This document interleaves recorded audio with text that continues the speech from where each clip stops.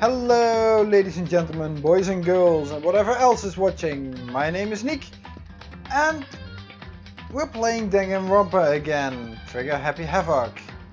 In previous episode we investigated the murder of Taka and Hifumi. Two characters that were really unique.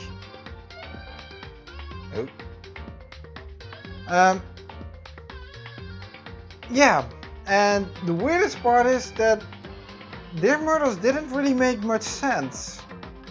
Especially there were things about it that were rather off, considering that everyone thinks, well, considering who plain everyone thinks who is murdered. It was a weird one, but now we are at the class trial, so shall we start? Okay, it's time for the class trial, and to be honest, I actually like these chapters.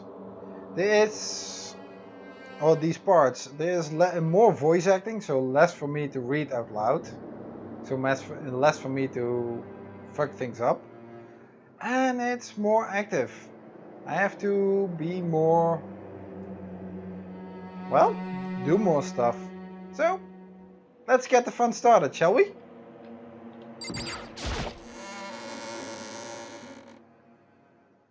Oh man, this room really feels empty now. Everyone had heard Monokuma's proclamation, and they were guarded by the red door. And as soon as we're all there... Monokuma appears! What? Why are there two of them?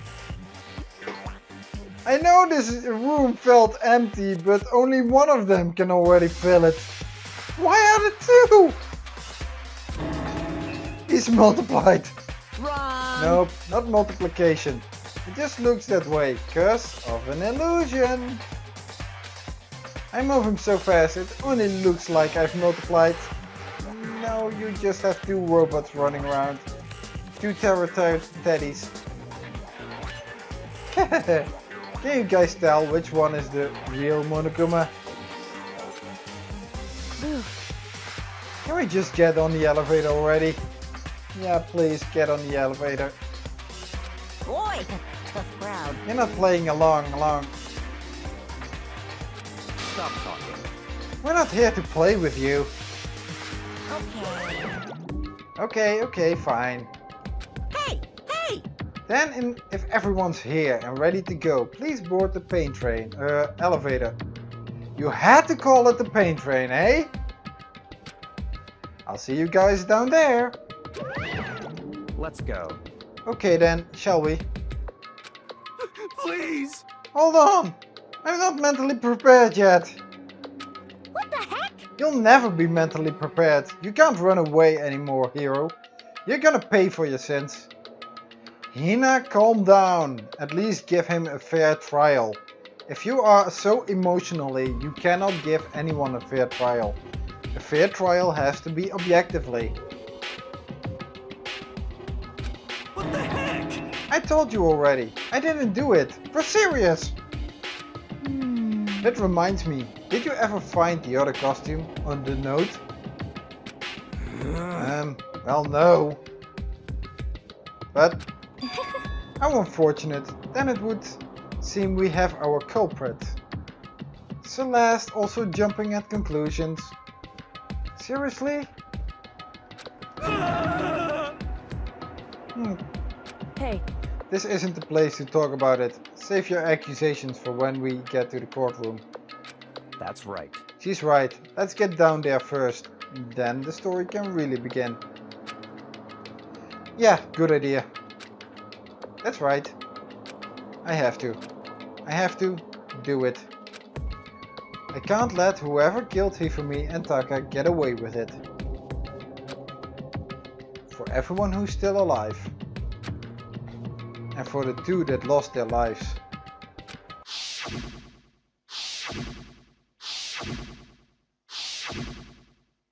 The one who killed Hifumi and Taka.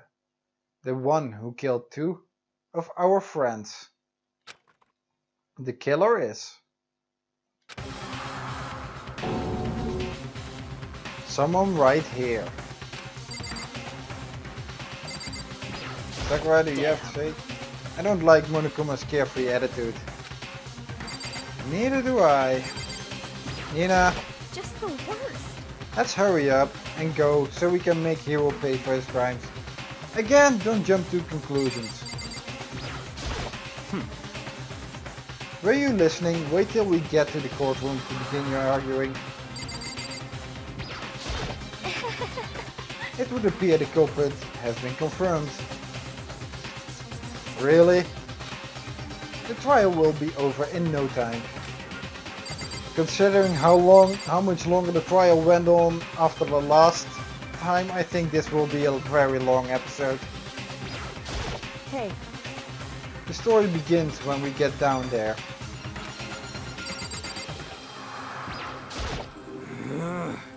It wasn't me. You gotta believe me. yes, yes. Come on, Big Mac. Let's do it. Hey, don't say it like I'm kind of a hamburger, okay?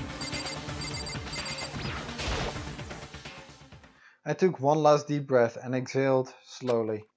I began to walk toward the elevator. Once everyone was aboard, the door closed on their own, and the steel box began to move.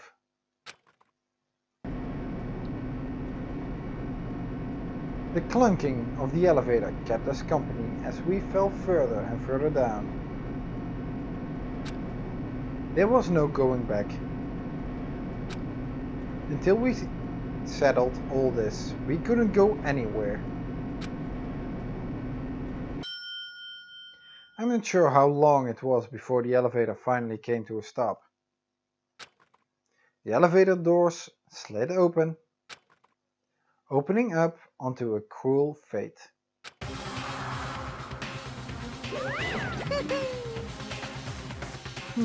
When I see all of you gathered together like this,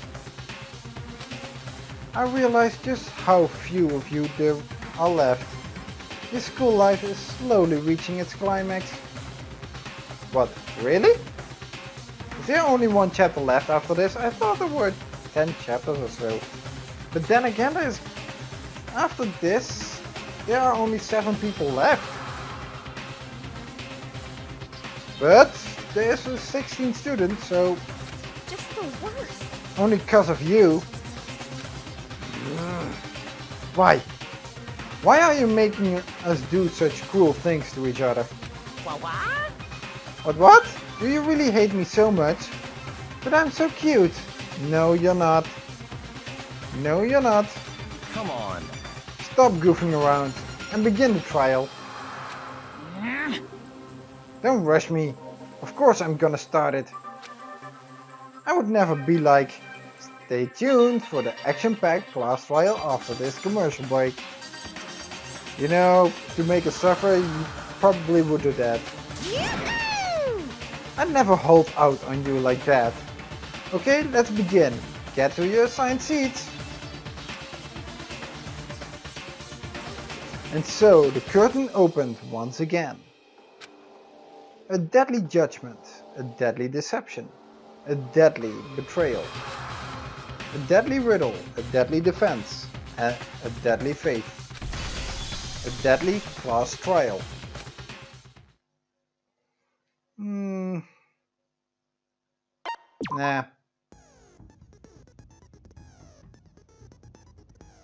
Open here, handbook, earth bullets, blue tarp, repository dolly, Hifuni's glasses, spotless hammer, repository door, equipment room bloodstain, process cleaning tools, last account, just a hero message,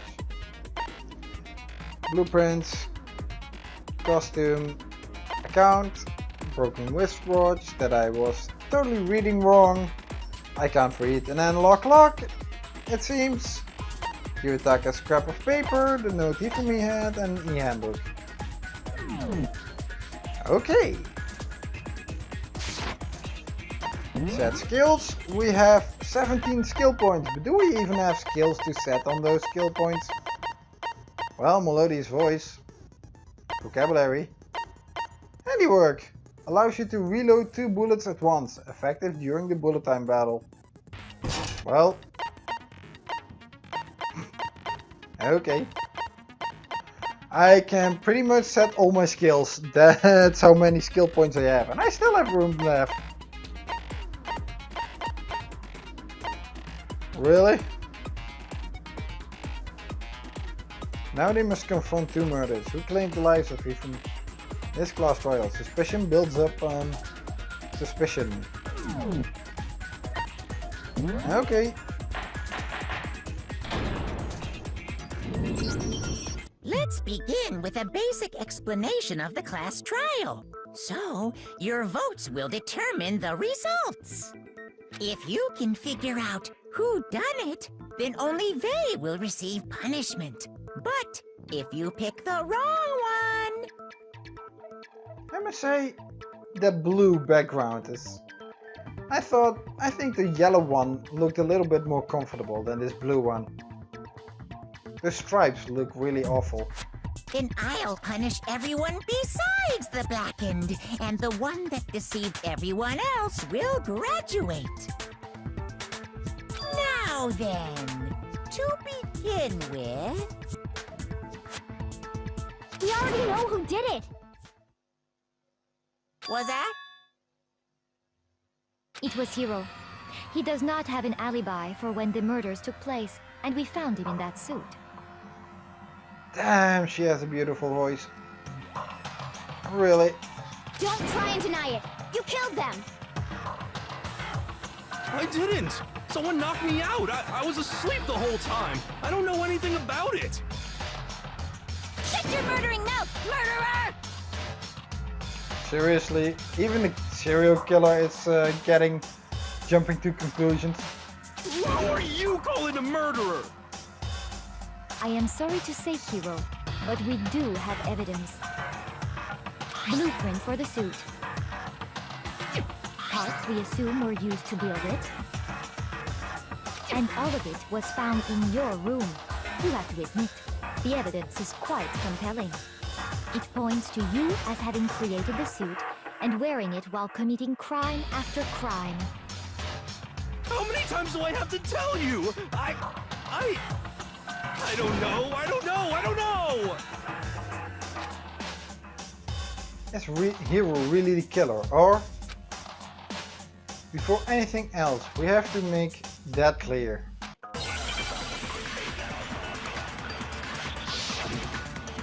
Make your argument. That's Hiro's message. Everything we found in your room. The blueprints, the suit parts, they are all proof enough that you are the culprit. I don't know anything about that stuff! It's not true! It's a conspiracy! Hiro, why? Why did you kill them? No! Just hold on a second! I'm looking at the blueprints. That handwriting is awfully messy. Yeah, I used the wrong button. The blueprints, the suit parts, they are all proof enough that you are the culprit. I don't know anything about that stuff! Everything we found in your room. The blueprints, the suit parts, they are all proof enough.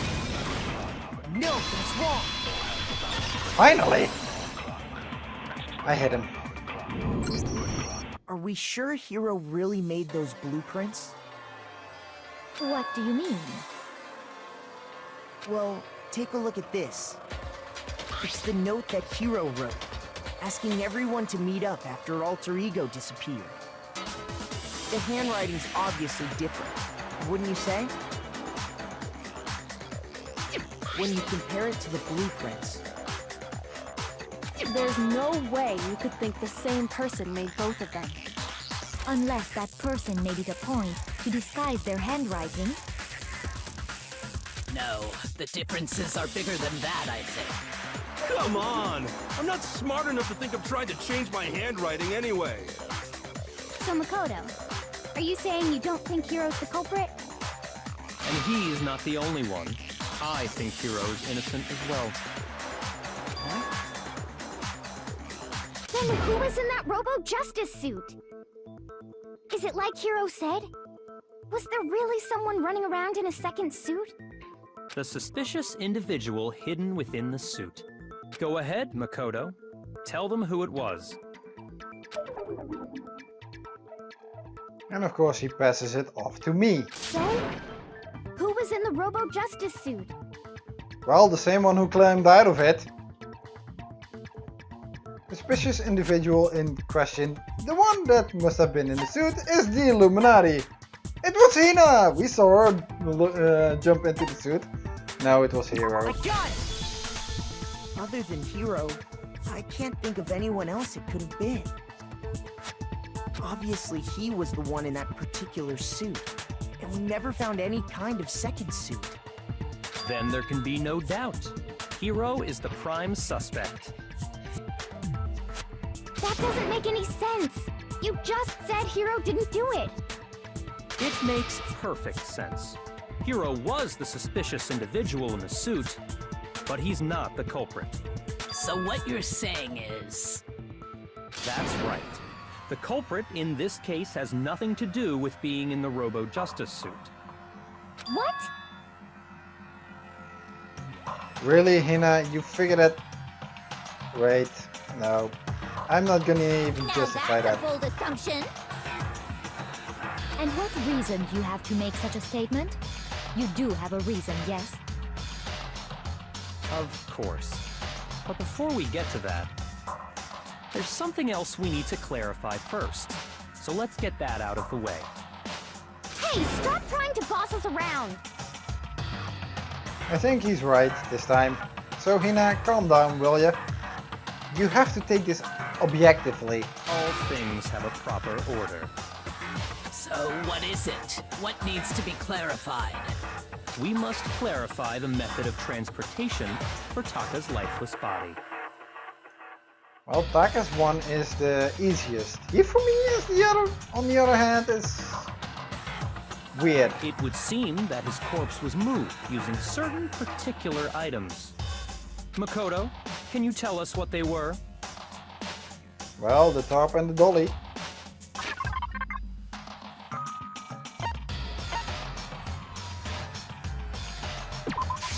I got it!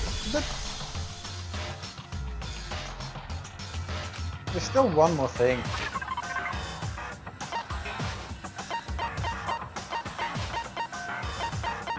Yeah, it's a blue tarp. I got it! They were a dolly and a tarp, right?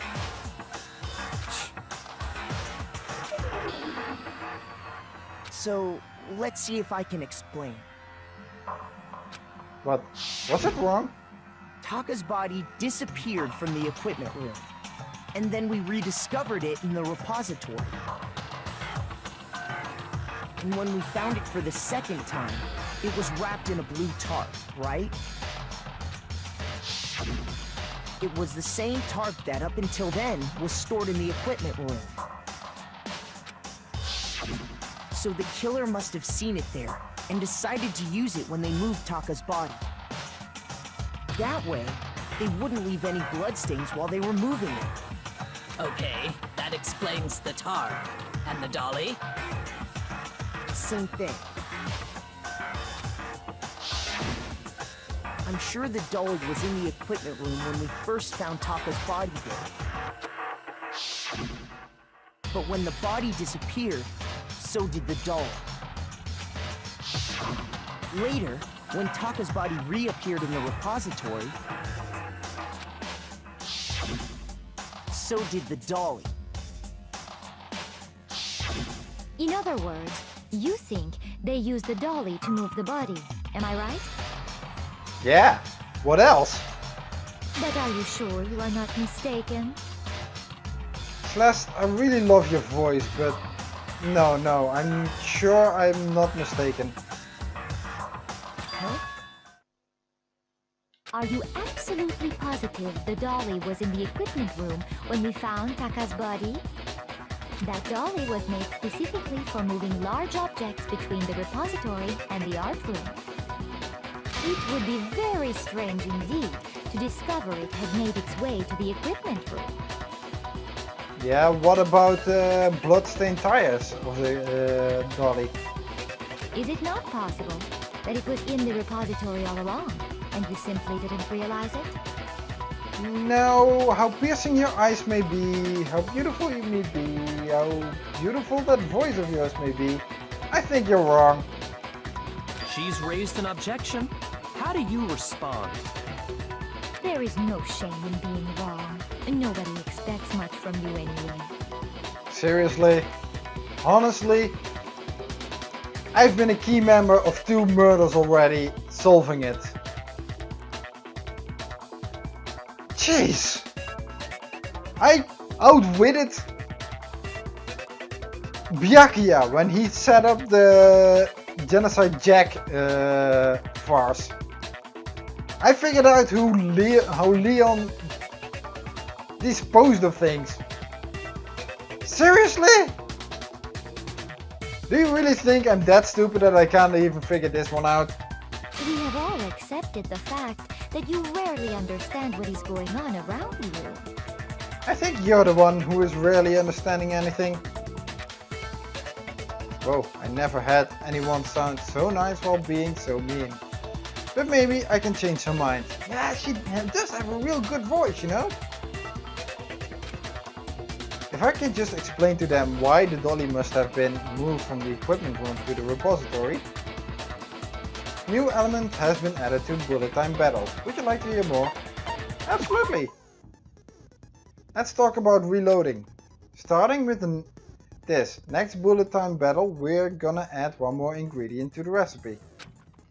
On the bottom of the screen, underneath the tempo marker, you'll see your ammo count. Up until now, there hasn't really been a limit on how you destroy your opponent's statements. Oh gosh. But from now on, just locking on and pressing the triangle button won't be enough to handle them. Now it will cost you 1 bullet to destroy a single remark. Once you run out of bullets, you can't destroy any more statements, no matter how locked on you are. However, you can reload by pressing the square button. You're gonna make those things even more tougher. And it's already up to bullet time battle? Oh boy, this is gonna be a tricky one. Just like locking on, you'll have to press the square button in time with the tempo marker. Who is that my opponent? Basically, just remember that square now has a function along with the X and square. Is this a mistake? Remember that the square button now has a function along with the X and the square. I should think it was triangle. No wonder I've been messing those things up. They don't even have the explanations right. You will automatically reload at the start of fever time, and your ammo will not decrease. How did you start fever time again? L1 and R1? Oh, but if your action difficulty is set to gentle, you won't have to reload at all. I wish I had set it to gentle now, in which case you can ignore everything I just said. Well then, good luck and have fun. Wait, can I look at the controls again? Controls? You have it wrong! I cannot agree! You are a fool. So pathetic. Lies will get you nowhere. Do your worst. Away with you. You miserable wretch. I cannot agree. You are a fool. Lies will get you nowhere. Do your worst, you miserable wretch. You have it wrong. I cannot agree. You are a fool. so pathetic. Lies will get you nowhere. Do your worst. Away with you. You miserable wretch. I cannot agree. You are a fool. Lies will get you nowhere. Woo! I cannot agree. Yeah, I'm shooting, aren't I? This should prove it.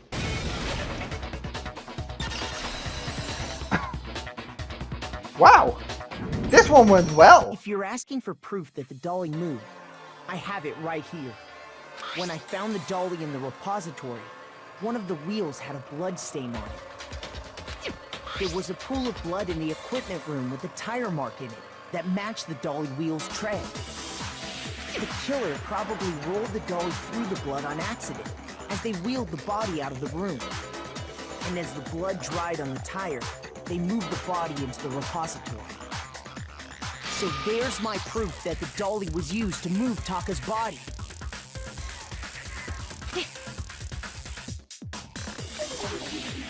Jeez, does Celeste really hate me that much? No, she's just acting weird. She's really acting weird this time. Does that mean? No, please don't let it be. Well, anyway, that was just something we had to get out of the way. Let's get back to the main subject. Yeah, the subject of how Robo Justice didn't do it. Because if it's not a killer robot, then...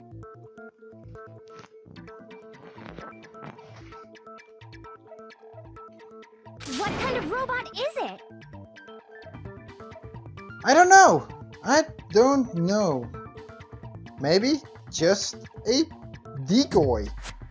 Trying to get us away from the truth. I'm not sure that really matters. I'd be happy to explain why the occupant of the suit couldn't possibly be the killer. If you look back on how the body was transported, it will become immediately obvious. Yeah, because even Hina said you can't even bend down. There's no motion at the waist. If I look at how the body was moved, it'll be clear why the person in the suit couldn't have done it. What does he mean by that? Well, simple. That suit is so stiff that you can't even bend down.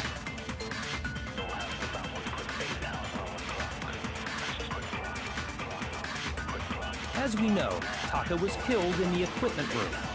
And from there, the body was moved to the repository, correct?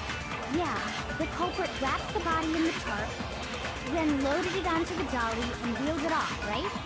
Now, keep in mind that the dolly doesn't have a handle. Well, yeah, but even without a handle, all you'd have to do is bend over. Then you could push the dolly no problem. So the killer just crouched down and carted the body Where's off my to white the noise? repository. If you accept everything we just said, then you must realize that whoever was in the suit couldn't possibly be the culprit. Sorry, I don't think I I'm realized missing anything. the white noise. The dolly doesn't have any handle, so to push it, you have to be able to bend over, which is not capable in the robo suit. Wait, As we know, Taka was killed in the it's equipment just room. get easier. And from there, the body was moved to the repository, correct? Yeah, the culprit wrapped the body in the tarp, then loaded it onto the dolly and wheeled it off, right? Now, keep in mind that the dolly doesn't have a handle. Well, yeah, but even without a handle, all you'd have to do is bend over. No, that's wrong. Where was my white noise? You're absolutely right that you could push a dolly without a handle if you stoop down low. But if you were wearing that suit, do you think you could actually get into a position like that? What do you mean? Think back to what you said when we were all checking out the suit together, remember?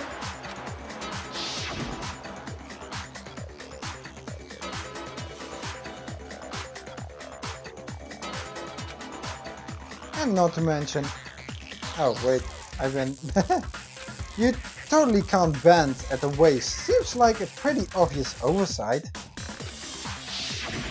When you're in that suit, not only can you not see your feet, but you can't even bend at the waist. Am I right about that? Now that you mention it, yeah. It seems like it'd be awfully hard to push that dolly if you couldn't bend over. Well, what's to stop you from simply pushing the dolly with your feet? Maybe about a long size of legs and feet and everything. Blocking it. That you really have no way of controlling where the front end is. No, not that fast. When you can't even see your feet? You really think someone could kick the dolly all that way? Yeah, it'd be totally impossible! Not that I can say for sure myself. On top of that, if you were wearing such a rigid, cumbersome suit, it's very unlikely you would have the dexterity to go about wrapping the body in a tarp. Yeah, that too. Well, I mean, isn't that just a matter of taking off the suit when you're ready to move the body? But Hiro couldn't take off the suit on his own. There's absolutely no chance that the costume was taken off just to move the body. Hiro's not strong enough, you can't take it off by yourself. I got it! I don't think taking off the suit was an option. If you remember... I do know what's up with this thing, but I can't actually get it off. A little help? Why would you make something that you can't take off by yourself? I didn't make the stupid freaking thing. There's a clasp on the back that's keeping you from getting it off. It looks pretty sturdy. I don't think you can get it off on your own. We don't really have a choice. Let's help him. That's true. It seems impossible to put the suit on or take it off without help.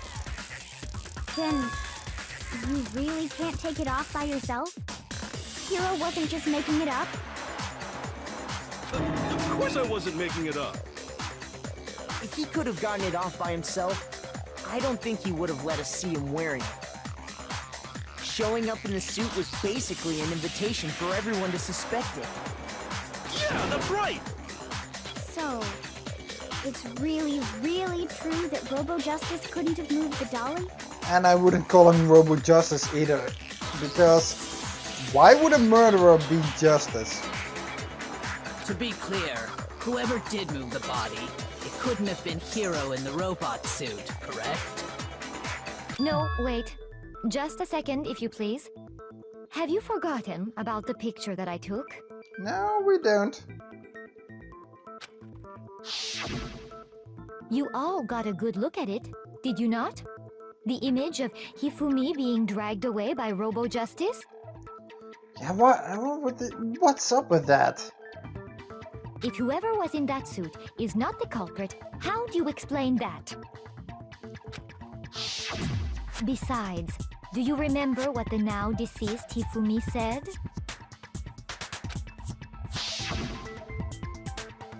How did you get hurt? That guy hit me. What guy? Robo Justice, that's what I decided to call him just now. Why would you call someone that doesn't make any sense? Robo Justice. That's what you would call someone who is a hero. No pun intended with the name and everything. Who actually does justice. Someone in justice doesn't go around attacking other people. Really, what's wrong? So long as those facts exist, the proper conclusion is beyond question. Seriously?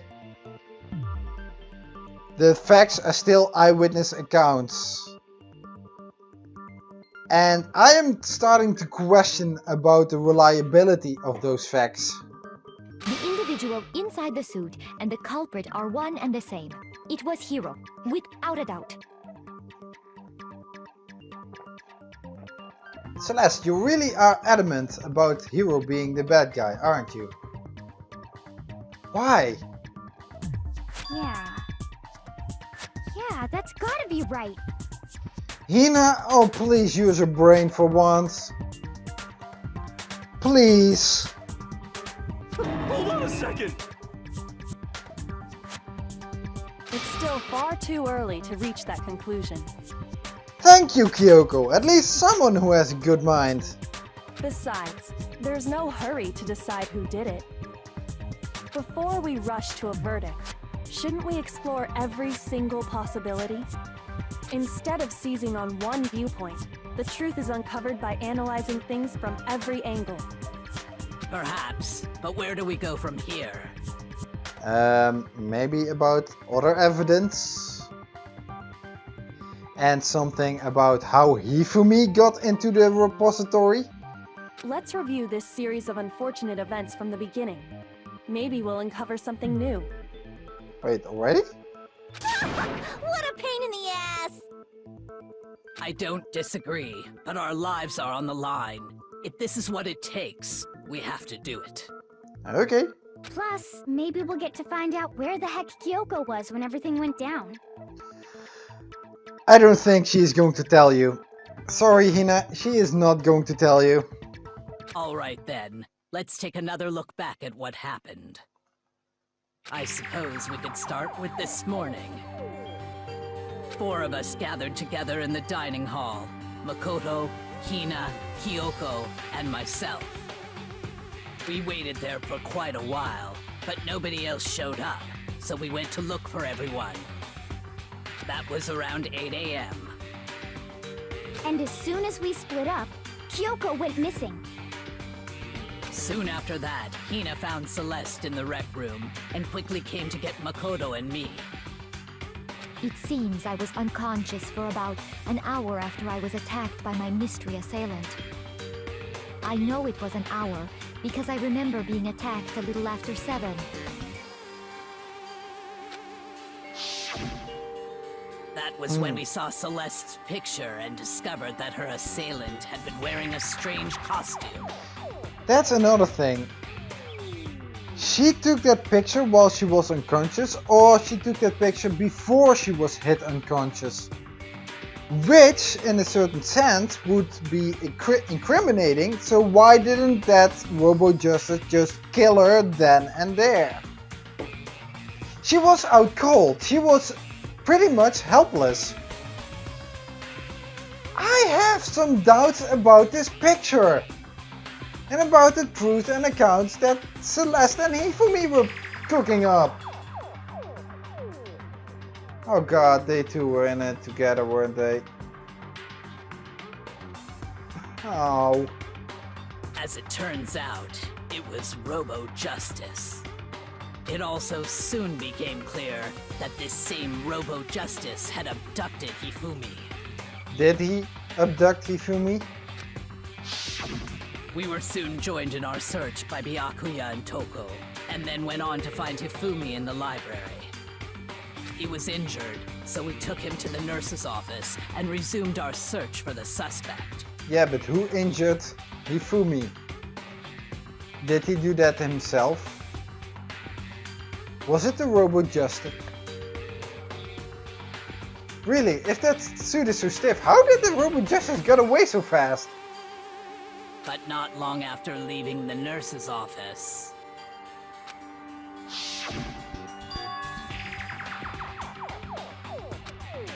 What's wrong? I saw a shadow. Something moving around at the top of the stairs. When Celeste told us that, we decided to split up and search the second floor. Actually, that was drawing us away from everything again. And soon after that, I saw someone moving around on the 3rd floor, and I yelled out to everyone as soon as I did. You know, that's just it. We know you are the queen of liars. Pretty much everything you do is in one big lie. I don't think you have ever been honest with anyone. So I find it hard to believe this story. Man, you're just digging your own grave now, right about now. Celeste, what's wrong? That was rather an intense scream for someone like you. Again, something out of character. I saw him, the strange costumed man. He ran off as soon as I screamed. That's weird, why didn't he just attack you? I was blocking the stairs, so he headed further down into the hallway and disappeared. You could identify him, apparently. How did he not attack you? If he is strong and dragging all those mallets around, why didn't he attack you? And then...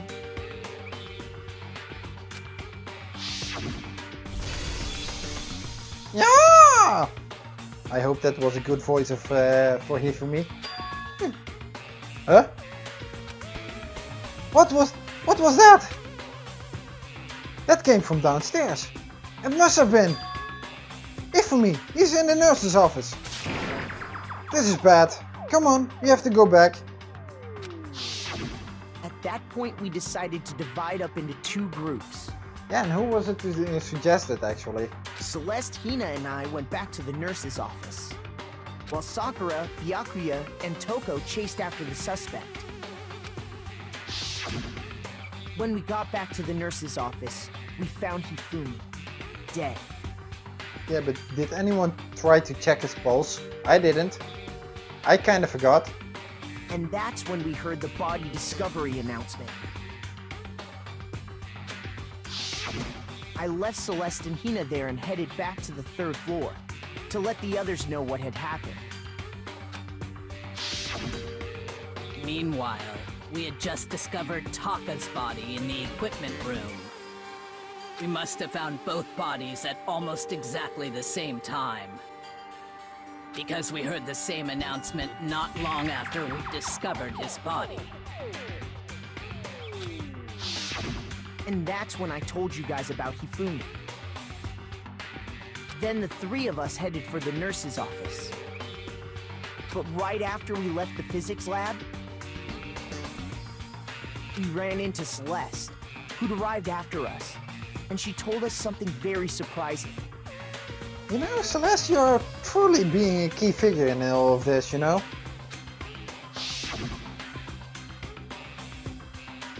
You're way too obvious for previous stuff. We rushed back to the nurse's office and saw that she was right. Then we remembered we'd left Toko passed out in the equipment room, so we hurried back again. This can't be happening.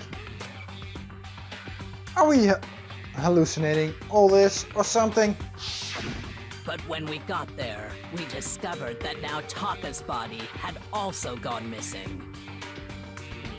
Really, we have been running up and down between the 1st and the 3rd floor for quite a lot. Next thing we knew, we were searching the school for 2 missing dead bodies.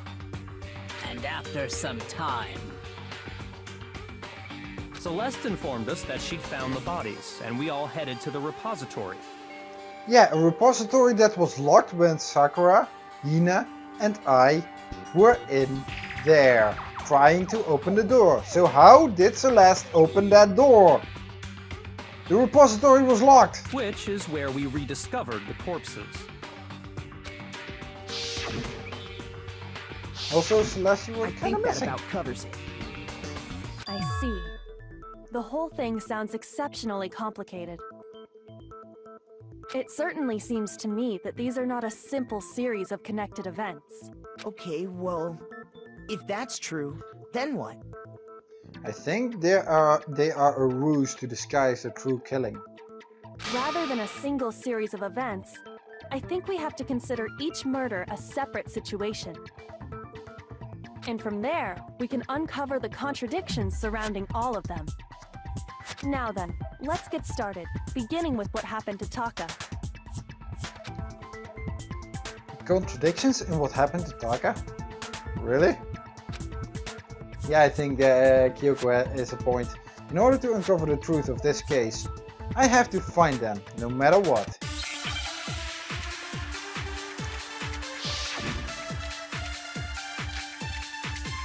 Monokuma file number 3. So, regarding Taka's death, I wonder if he died before Hifumi, or perhaps it was after? We already know what order they were killed in. Taka came last. What makes you say that? Because of the numbering of the Justice Hammers. That's a dumb It's true reason. that Hifumi was killed with Justice Hammer 3, while Taka's death came from a swing of Justice Hammer 4. See? So it's obvious Taka came after. I guess I was a little bit too rushing with the white noise. The previous one just was not what I expected. Hey, why is my heart count a little bit lower? The Justice Hammers were numbered, but were they really used in that order? Bullet, wasn't it? So, regarding Taka's death, I wonder if he died before Hifumi, or perhaps it was after? We already know what order they were killed in. Taka came last. What makes you say that? Because of the numbering of the Justice Hammers. What? Shoot! How do I... Oh man, I'm gonna lose this. I am going So, to lose this. The regarding flashback bullet. Taka's death, I wonder if he died before Hifumi, or perhaps it was after? We already know what order they were killed in. Taka Wait, came what? last. What makes you say that? Because of the numbering of the Justice Hammers. That's what I needed to do! Hifumi was killed with Justice God! Hammer I was 3, while really... Taka's death came from a swing of Justice Hammer 4. See? So it's obvious Taka came after. frustrating. So, regarding Taka's death, I wonder if he died before Hifumi, or perhaps it was after? We already know what order they were killed in. Taka came last. What makes you say that? Because of the numbering of the Justice Hammers. No, that's wrong. Finally! I was bumbling around with that really a lot. Hold on. There's no reason to assume that the hammers were used in the same order as their numbers. Okay, I was bumbling around with the controls. I was bumbling around with figuring out what to do again. I really forgot how to make a flashback bullet. And then to figure out which one I had to use for flashback, order or numbers. If anything, that's just another way the killer tried to disguise their actions. So you're saying the culprit wanted us to think the hammers were used in order, but in reality, Taka was killed before Hifumi? Yeah. Okay then, let's see the proof. Broken wristwatch, perhaps?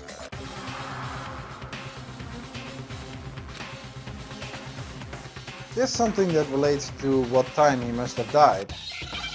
Well, it was the broken wristwatch. I meant some bit. Oh man, that's a... Nope.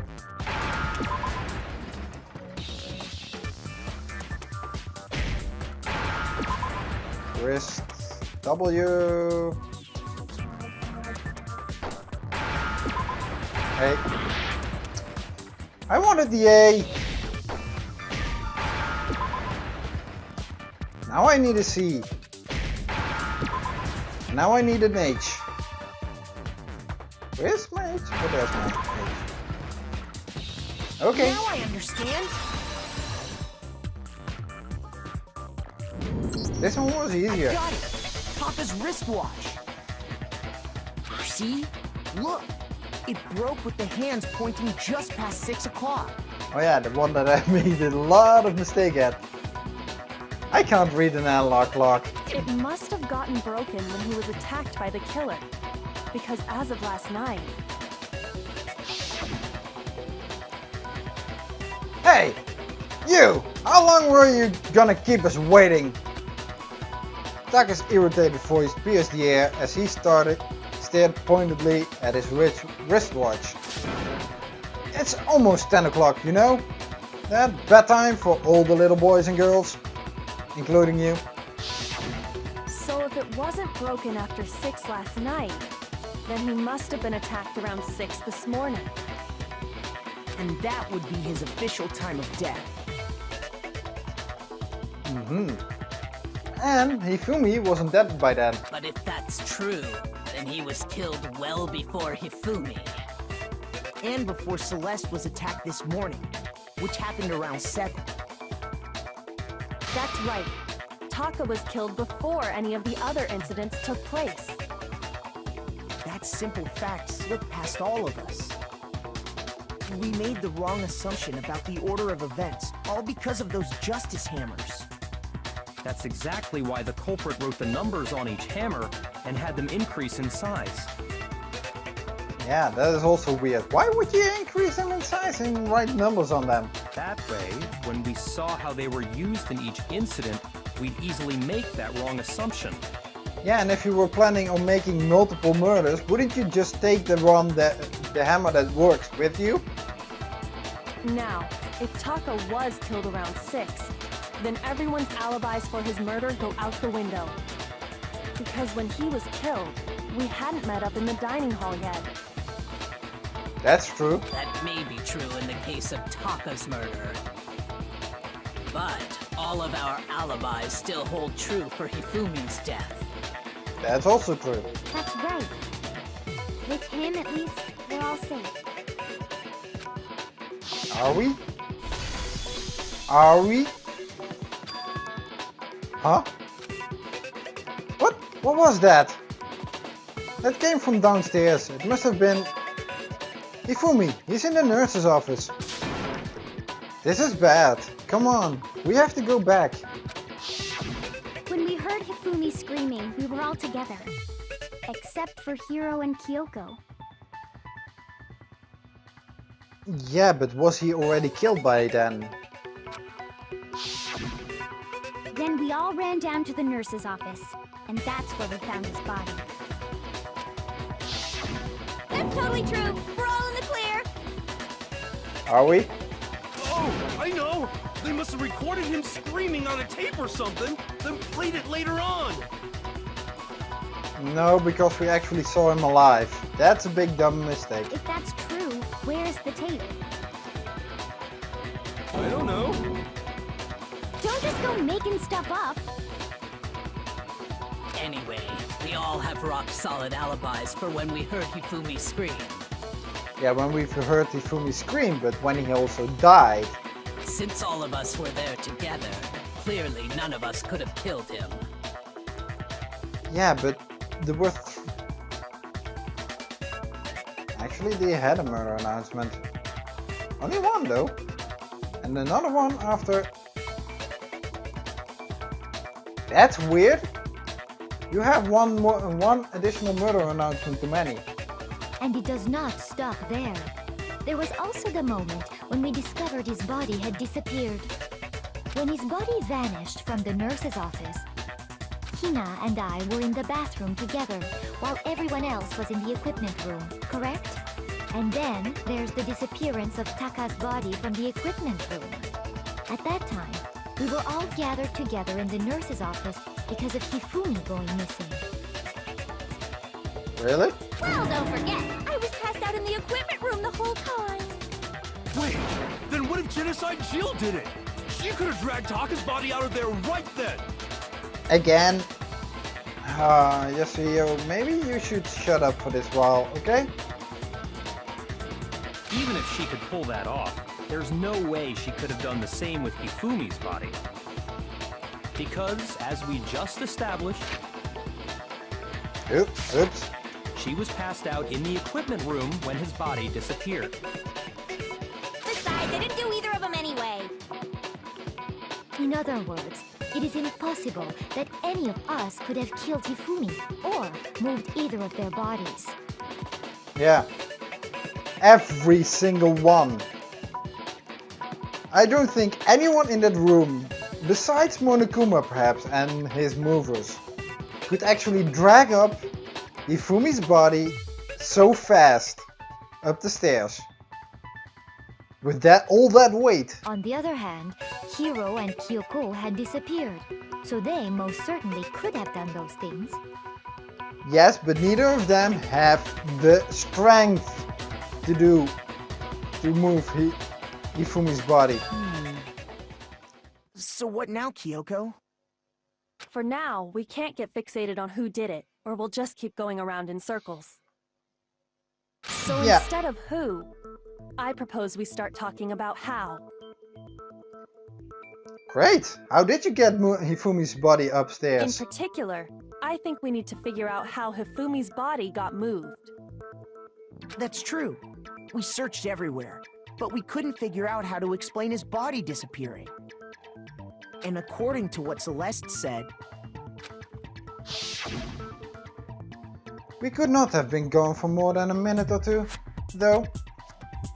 So then, the killer was able to get in and move Hifumi's body in that short amount of time? It would seem so. his body apparently disappeared in the 1 minute her and Hina took their eyes off of it. That's quite an accomplishment with such a weight, especially dead weight. But to carry that much weight from the first floor up to the third in that short amount of time? It's Oh man, yeah! There's no way! It'd be impossible! Well, definitely. what if I told you there was a way to make the impossible possible? What? Hifumi dragged his own ass up upstairs? What? How? If the dead body were to move itself. Yeah. Wait, what? Actually, yeah. We didn't check his pulse, so we didn't know if he was actually dead. And that would explain a lot. So then, Hifumi was actually an accomplice in it and got himself killed afterwards. By who? Oh, don't go do that. The dead body moved on its own? Yeah, if the body wasn't dead just yet, no one checked his pulse. No! Not another... ghost! Hiro, please shut up. I don't think it has anything to do with the occult. I think what she's implying is... That Hifumi wasn't dead I yet. thought Hifumi was dead, but perhaps in reality he was still alive. He was alive? Are you saying Hifumi wasn't carried out of the nurse's office, but simply walked out on his own? That makes a lot of sense, considering a few evidence we had. I mean, we found his body. He was dead. Did you check his pulse? Perhaps he was simply playing dead. That it isn't possible. Well, no one checked his pulse. Even I forgot to do that. The idea that Hifumi was still alive. Is it really possible? Yeah, it is.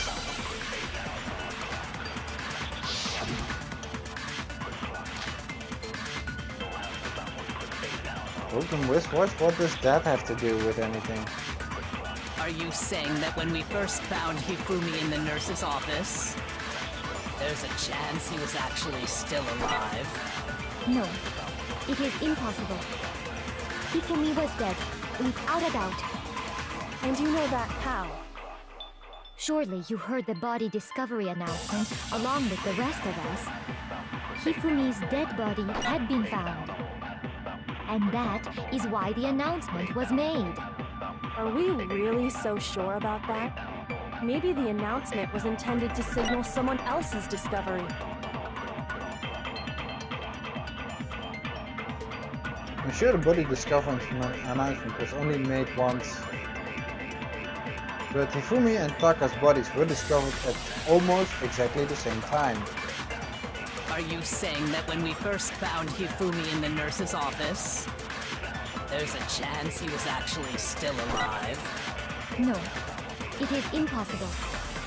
Hifumi was dead, without a doubt. And you know that how? Huh. Surely you heard the body discovery announcement along with the rest of us. Hifumi's dead body had been found. And that is why the announcement was made. Are we really so sure about that? Maybe the announcement was intended to signal someone else's discovery. That is the bullet that I need. I need to get the bullet for someone else's discovery. So Celeste's statement is wrong. Are you saying that when we first found Hifumi in the nurse's office, there's a chance he was actually still alive? No, it is impossible. Hifumi was dead, without a doubt. And you know that how? Surely you heard the body discovery announcement along with the rest of us. Hifumi's dead body had been found. No, that was Taka's discovery.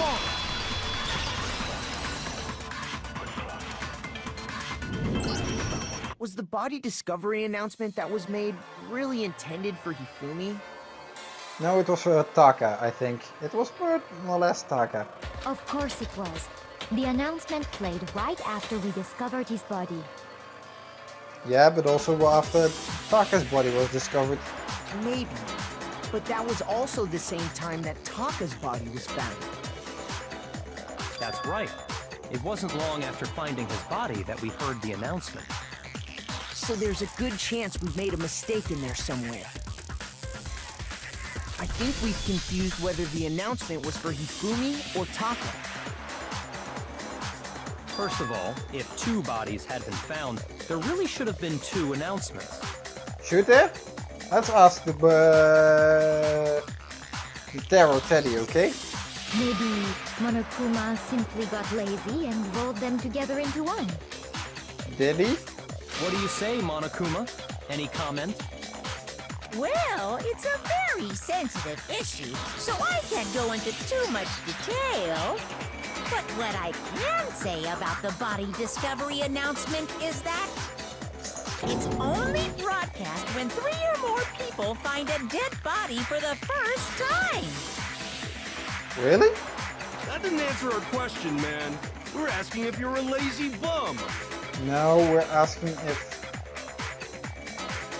3 or more people, if there is a more announcement when 3 or more people find a body. Multiple bodies. For the first time.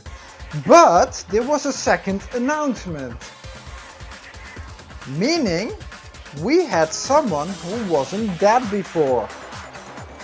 No, actually, that was plenty. Yeah, there was a second announcement, dude. He said it's only broadcast when a body is discovered for the first time.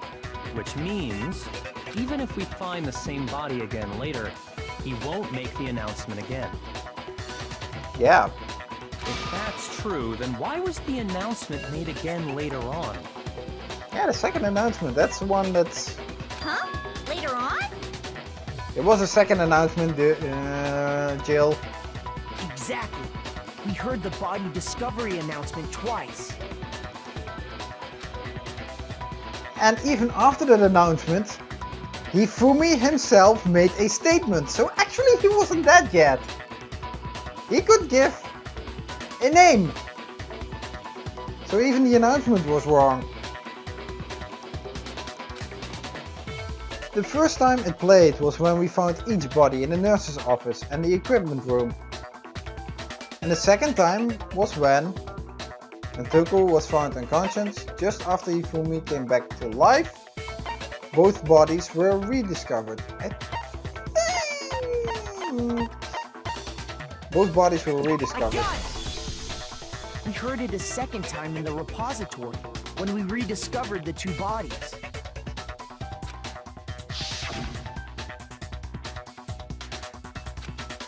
A body has been discovered. After a certain amount of time, which you may use however you like, the class trial will begin. It didn't seem weird at the time, but it contradicts what Monokuma just told us, doesn't it? Yeah. Exactly. If we were actually rediscovering both bodies, the announcement shouldn't have played. Unless one of the bodies wasn't dead. Then in reality, when the two dead bodies were rediscovered, one of them was actually Discovered for the first time. being discovered for the first time. Gee. So, when we found Hifumi the first time in the nurse's office, he wasn't actually dead yet. Most likely. Meaning, he wasn't actually found dead until we came upon him in the repository. And even then he wasn't dead, because he even gave a statement. He even gave some parting words. And that's just part of it. There's one other thing that leads me to believe he was still alive in the nurse's office. Oh yeah. That glasses cleaning cloth. With that anime character of his on that. Oh, I know! Because he was super good at playing dead! Bada bing, bada boom! No, Jill, no. That is the worst logic I have ever heard. Not, yeah, Jill's logic, but Makoto's? No. But honestly, I do not think there's anything that can prove he was still alive. I think he does, because he for me made a big mistake. Okay then, let's take another look at the events surrounding the discovery of his body. Then it should become clear whether he was really alive or not. This whole thing is pointless. No, it isn't. There has to be proof that shows Hifumi was still alive. I have to find it and show it to everyone. That cleaning cloth.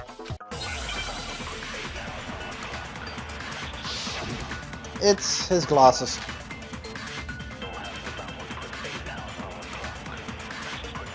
I would have expected a different bullet. The first time we found Hifumi's body was in the nurse's office. And then, while me and Celeste were in the bathroom, his body disappeared. And the next time we saw his body, it was in the repository. But when you compare his body before being moved and his body after being moved, other than the change in how it was positioned, there was no notable difference. Yeah, there was. The glasses. Then, was he really still alive? Of course not. It is impossible. This is ridiculous. No, it's not. His glasses were also changed. There's definitely some sort of conflict there. Well, here's one thing we do know. The first time we found Hifumi's body was in the nurse's office. And then, while me and Celeste were in the bathroom, his body disappeared. And the next time we saw his body, it was in the repository. But when you compare his body before being moved and his body after being moved, other than the change in how it was positioned, there was no notable difference. No! Wrong button! All the time! No, that's wrong! I keep hammering the wrong button. In fact, there was one clear difference between Hifumi in the nurse's office and the repository. His glasses. Oh? Huh. That fact alone proves that he was only playing dead in the beginning. Perhaps you'd like to fill the rest of us in? Yeah, his glasses were clean afterwards. When we found Hifumi in the nurse's office, his glasses were covered with blood. But when we found him again later in the repository, they were spotless. And I found the item he used to wipe them clean in the nurse's office trash can. The evidence I found in the trash can in the nurse's office. Cleaning cloth. That's the one. I got it! It was a glasses cleaning cloth featuring a certain cartoon mascot. One look at the bloodstain on the cloth should make things clear. This piece of cloth was used to wipe Hifumi's glasses clean. And the mascot on the cloth is the same one that's on the digital camera, right? Which Hifumi claimed was originally his. He paid an exorbitant amount of cash for it. And whose digital camera was it? Hifumi's, of course. The character was Princess Piggles from Demon Angel Pretty Pudgy Princess, I think. I highly doubt anyone but Hifumi would have brought something like this to school. I see your point. And the only people here who wear glasses are... Hifumi and Byakuya. I wouldn't be caught dead using a tacky piece of garbage like that. A few tissues is all I need to keep my glasses clean. Oh yeah, Toko as well. Then there's no question. It belonged to Hifumi. So what you're saying is... what exactly? Hifumi wasn't dead. He cleaned his glasses off in the nurse's office, threw away his cloth, then walked up the stairs, moved Taka's body to the repository while we were chasing off God knows where, and ended up in the repository where there he was killed. That's what he is saying. What I'm saying is, the blood on his glasses was wiped away using his own glasses cleaning cloth. Even if that is true, it does not mean he wiped the blood off himself. Okay, I was a little bit longer of explanation, but yeah, he did. Why would he otherwise? What use otherwise would it be to clean off his glasses? Only Hifumi needs to look through them. No one else does. But who would benefit from a clean pair of glasses other than the glasses owner? That's a good point. And it must have been him, right? So let's assume that Hifumi was still alive in the nurse's office. He pretends to be dead. Then when he's alone, he wipes his glasses clean so he can see. Then he stands up and walks out on his own 2 feet. And with that, the impossible task of moving his copious corpse becomes possible, wouldn't you say? Yep, that's correct. But then, if he was just pretending to be dead, what was with all that blood? Was it paint or something? No, I think there was a lot of blood in the fridge. The fridge in the nurse's office contains packs of blood for emergencies. He probably used one of those. Although I didn't find an empty thing. He figured if he was gonna play dead, he should go all out, so he just dumped it everywhere! But he got crazy with it and had to wipe his glasses off when he was done! God, what an idiot! And if Hifumi was still alive at that point, the disappearance of Taka's body is easily explained. Yeah, because Hifumi was the one who moved it. It should be perfectly obvious who must have moved Taka's corpse. Hifumi. Taka himself. Really? Sakura! Oh yeah! No. Jeez, Hifumi. It could only have been Hifumi. While we were all gathered in the nurse's office, he went to the equipment room and took Taka's body. That also explains how the door to the repository got locked. The door was locked? Well, after the bodies disappeared, we all went looking for them, right? So me and Sakura headed for the repository. I came after you. I also rattled that door. But when we got there, the door was locked. I did that discovery as well. And the repository door can only be locked from the inside. Why don't you acknowledge that actually? That you actually rattled the door as well. Which means when Hina and Sakura got to the repository, someone was already inside. And it could only have been Hifumi, who just finished stashing Taka's body there. He convinced us all he was dead, and when he saw his chance, he dragged Taka's body to the repository. So, Hifumi wasn't just another victim in this case. He was one of the assailants. But that means he took part in the murders. Yep, he was an accomplice. Probably he was the one who actually killed Taka. And then another person killed Hifumi. And I'm beginning to suspect a certain black-clothed lady. A black-clothed lady. With a very beautiful voice. No, I don't want to suspect her, but... yeah. She's been trying to throw white noise into this already. I just can't believe it. If you're having trouble, would you like me to show you one more piece of evidence? There's more? Oh, absolutely. The single biggest fact pointing to his involvement has yet to be revealed. You know what I'm talking about, right, Makoto? The item he took off of Taka's lifeless body? And he stuffed it down his pants. Yeah, I know. The thing that Hifumi stole from Taka. Could it be... the note Hifumi had. I got it! You're talking about the note Hifumi had hidden away, aren't you? Hidden note? Yeah, somewhere down his pants. You don't want to know, please. Don't ask. That's right. We found it stuffed in his pants. What? In his... Yeah, you don't want to know. Yes, his pants. Okay, well, forget about the pants for now. Take a look at what the note says. I found a hole. Maybe we can use to escape.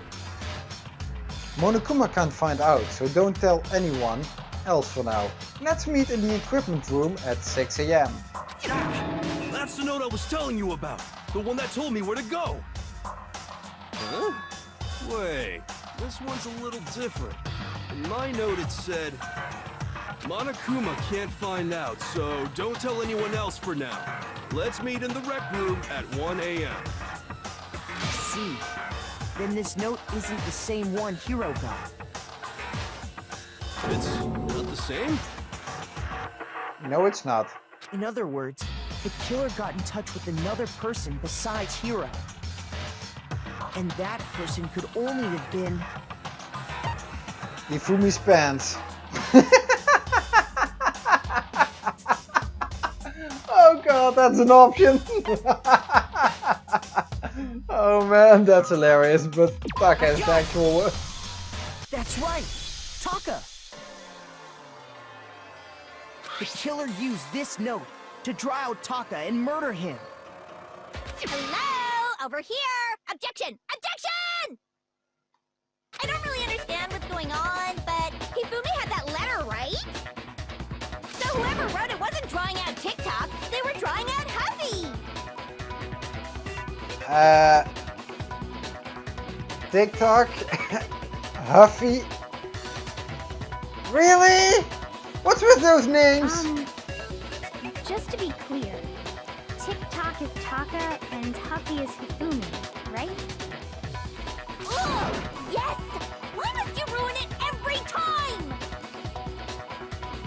Because you're not really clear with it. Man, Genocide Jack is seriously scary, but still, I can't let her get to me.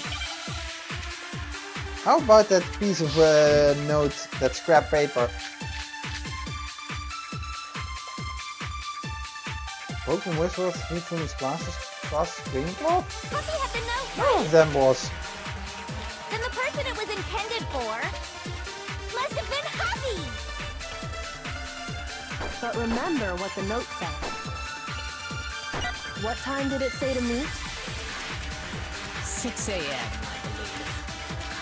The time doesn't matter! The note has nothing to do with TikTok!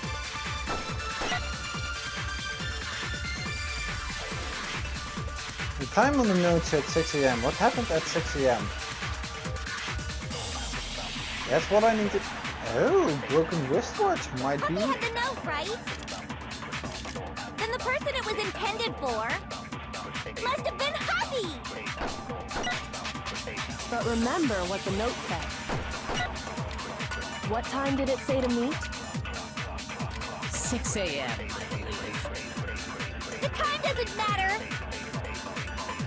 The note has nothing to do with TikTok! Yeah, it does! No, it's wrong.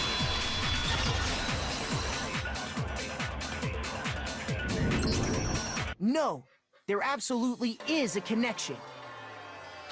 What the hell are you talking about? The The note wristwatch. said to meet at 6 a.m., which is the same time Taka was murdered. You've already proven that using his wristwatch. But there's more. Look where the note says to meet. The equipment room, right? And that's where Taka was killed. Where Taka was killed. I see. So, Taka was murdered at both the time and place written in the note. I think that should be plenty to show that this note was definitely meant for Taka. Well... Yeah, let's keep it at that. Well, when you put it like that... No further objections! You know, she's really awkward. She is truly scary. And someone used that note to trick Taka, just the same as me. The culprit really is a cold-blooded monster, telling people they found a way out. Seriously, that's what you're getting angered about? That someone lied about a way out? But if they gave the note to Taka, what was Hifumi doing with it? I think Hifumi was an accomplice or the culprit for Taka's death. Stuffed down his pants, no less! Most likely, Hifumi stole it off Taka's corpse after he died. Huh? He stole it? Yeah, pretty much. Here's your proof. Go ahead, show us. The scrap paper. Proof that Hifumi stole the note from Taka. Well, the scrap paper in... I got it! When I searched Taka's body, I saw that his lifeless hand was gripping a small scrap of paper. If I'm right about this, the sheet of paper this piece came from is... the same as the note. I knew it! It fits perfectly with the note we found hidden on Hifumi. Then Taka's scrap and Hifumi's note. Yup, they're from the same piece of paper. Hifumi had the note meant for Taka, while Taka's corpse still grasped a small piece of that note. There's only one way to explain it. Taka died clutching the note. Hifumi tried to free the note from its death grip, leaving behind only one small scrap. Did I get all that right? Pretty much, yeah. That means Hifumi knew the note was important. Exactly. Which proves that he was an accomplice in the murder. Or maybe the murder for Taka's death. Whoa. Yeah, after seeing all this, Hifumi was super involved in this whole thing for sure. In fact, he was behind the whole thing. In fact, he's still alive! Hiro, please, shut up. You're again wrong. Sorry, no. When we found him in the repository, Hifumi was truly and completely dead. No, not really, because he had a dying message. The second body discovery announcement proves that. So then, who killed Hifumi? Well, the one who worked with Hifumi. Whoever did is the mastermind, the true killer. And this one was intentional. Unlike Sayaka, unlike Hiro, where there was a certain part of opportunity. This one is carefully crafted. He was killed in the repository, so he must have been killed not long after transporting Taka's body. So, he must have been killed after Taka's body vanished, but before we found both bodies in the repository. During that time, we'd all split up and were searching for Taka's missing body. Yep. And there were only 2 people on the map that were accounted for. Hina and Sakura. Kyoko was disappeared to God knows where. Hiro was stuffed in a locker in that robot suit. Byakuya, you and Celeste were the only ones missing. In other words, during that time, none of us have alibis. Well, except for Sakura and Hina and me. Wait, but me and Sakura were together. Stop trying to steal the spotlight, you stupid walrus! Stop trying to calling names. You snake tongue. Who are you calling a walrus? Anyway, when they were killed bothers me too. But there's something that's been bothering me even more. And what might that be? The weapon they used to kill Hifumi. Yeah. The weapon? Yeah. Yeah, because I mean, according to the Monokuma file, the way Taka and Hifumi were killed was almost the same, with them having similar fractures and all. Pretty much. But Justice Hammer 3 and 4 were still laying around in the nurse's office and equipment room, right? Yeah, and 1 and 2 were in the rec room and in the library. Justice Hammer 5 was...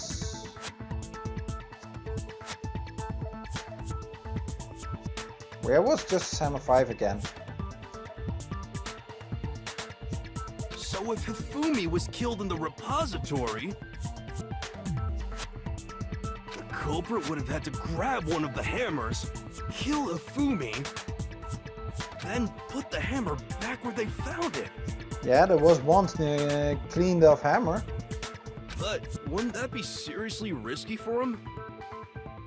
I'm surprised. It seems there's some semblance of a brain knocking around that skull of yours after all. Yeah, I'm surprised as well, but that was just mean to say. Hell yeah, it's packed in there good and tight. I don't know about that, but that's also mean to say. He's right, though.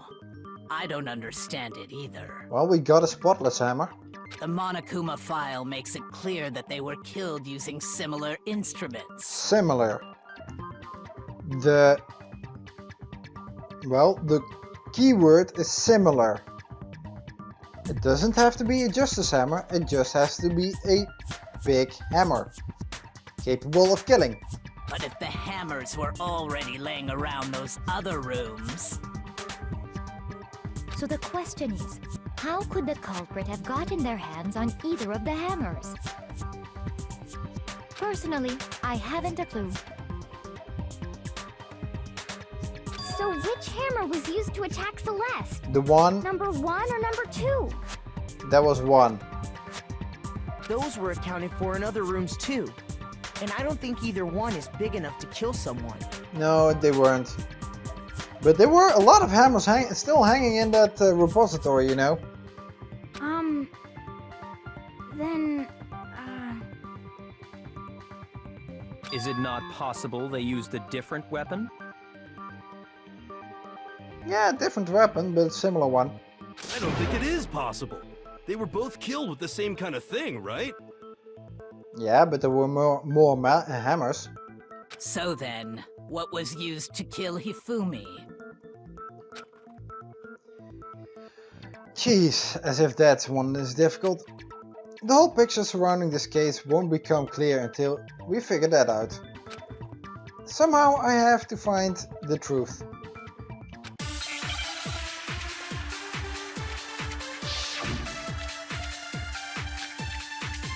Spotless hammer.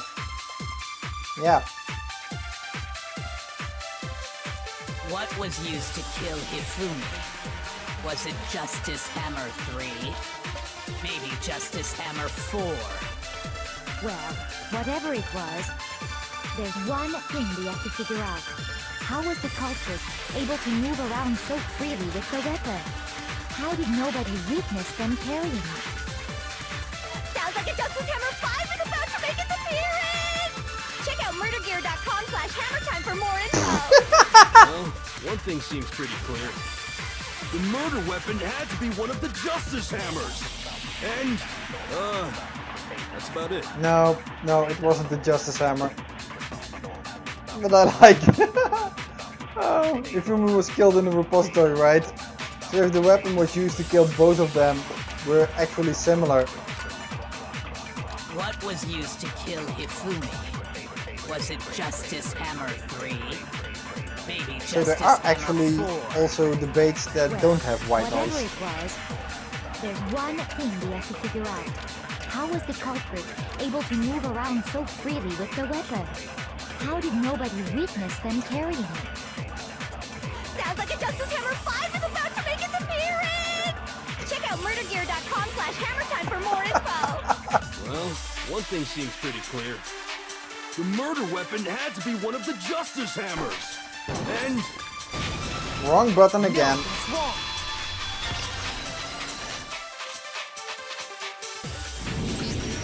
The murder weapon wasn't a Justice Hammer at all.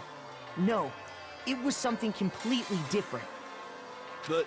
seriously? A different weapon? Oh, it was a hammer. Just not a Justice Hammer. Specifically, a hammer from the repository. The killer could have easily used that to kill Hifumi. Now, all the hammers in the repository were covered in flecks of grit and debris. But for some reason, one of them had been scrubbed clean. Yep. That's probably also the hammer that was used as a murder weapon to scrub off the blood that was on there. And the reason it had been scrubbed clean was most likely because it was used to commit murder. If the hammer got covered in Hifumi's blood, of course they'd have to clean it off. I'd also like to point out that the repository has all kinds of hammers. Big ones, small ones, and even some flat mallet-like ones. I think whoever made the Justice Hammers used those as a basis for their design. Actually, there are multiple missing on the wall, so I think they just painted over the hammers that were hanging there. So, yeah. If that's true, that would explain the Monokuma Files note about the wounds being similar. So Hifumi moved Taka's body to the repository, where someone then used a hammer to kill him. And whoever did that is the true killer. The one Hifumi was working with. And the one who betrayed him! Pretty much, yeah. Hold on a moment. I still think it's strange to assume someone was working together with him. The way the graduation rule works, there is no benefit to helping someone else carry out a murder. Not unless you intend to murder someone as well. Or to murder your accomplice. So you can pretty much, not force, but manipulate Hifumi in murdering Taka. And then the murderer, who would, then Hifumi would probably think he is safe from his accomplice, would get murdered by his accomplice. So the idea that anyone would work together like that is simply ludicrous. We talked about this, did we not? If you can manipulate them, it's not so much. We did talk about how there wouldn't be any reason for anyone to work together. At least that's what we thought at first, but...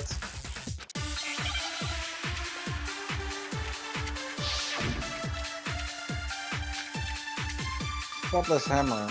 Is that the only one I get? Based on the rules that have been laid out for us, Even if more than one person is complicit in the murder, only the one who actually carried out the act can graduate and survive. Assuming the rule holds true, it is simply impossible that two people work together on this. This is wrong. That is how the rule was explained to us. But that only really applies if there's one murder, right? In this case, however, there were two murders.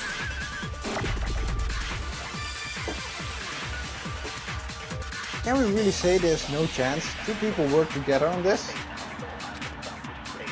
Based on the rules that have been laid out for us, even if more than one person is complicit in the murder, only the one who actually carried out the act can graduate and survive. Assuming the rule holds true, it is... No, it's wrong.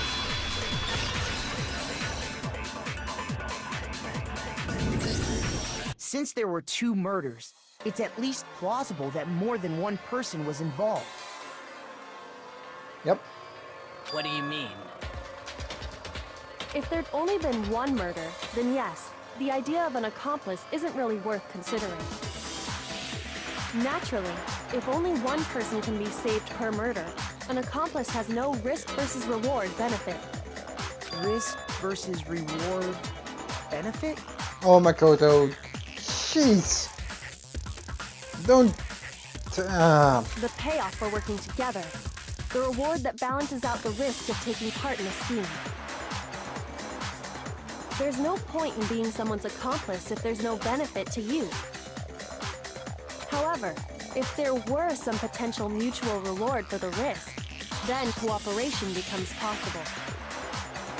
You're saying that two people could act as each other's accomplices to commit two separate murders. I think that's what the true killer told Hifumi. They would each have an accomplice for their crime. And based on the case's events, Hifumi would have been the first one to act, murdering Taka. There is one little snag here. Because then we have two separate murders. And if for one murder they get the person wrong, then the accomplice would also be killed by Monokuma. And if the other murder is also get it wrong who is the actual murderer, then that accomplice, the other accomplice, will also be killed. So in the end, no one graduates. Or is there a case that Monokuma would then say, okay, both of you graduate? That's not clear. They made him carry out the first murder so he couldn't back out of helping them later on. So in this case, there wasn't one single person committing multiple murders. But multiple persons committing a single murder. Instead, each person killed someone, creating two separate incidents. And it only looked like one person because that's how the true killer designed it to look. A single suspicious individual, a similar weapon used in each crime, disappearing bodies. By creating one seamless set of circumstances, they made it look like one person was behind it all. The mastermind picked their target and managed to convince him to go along with their plan.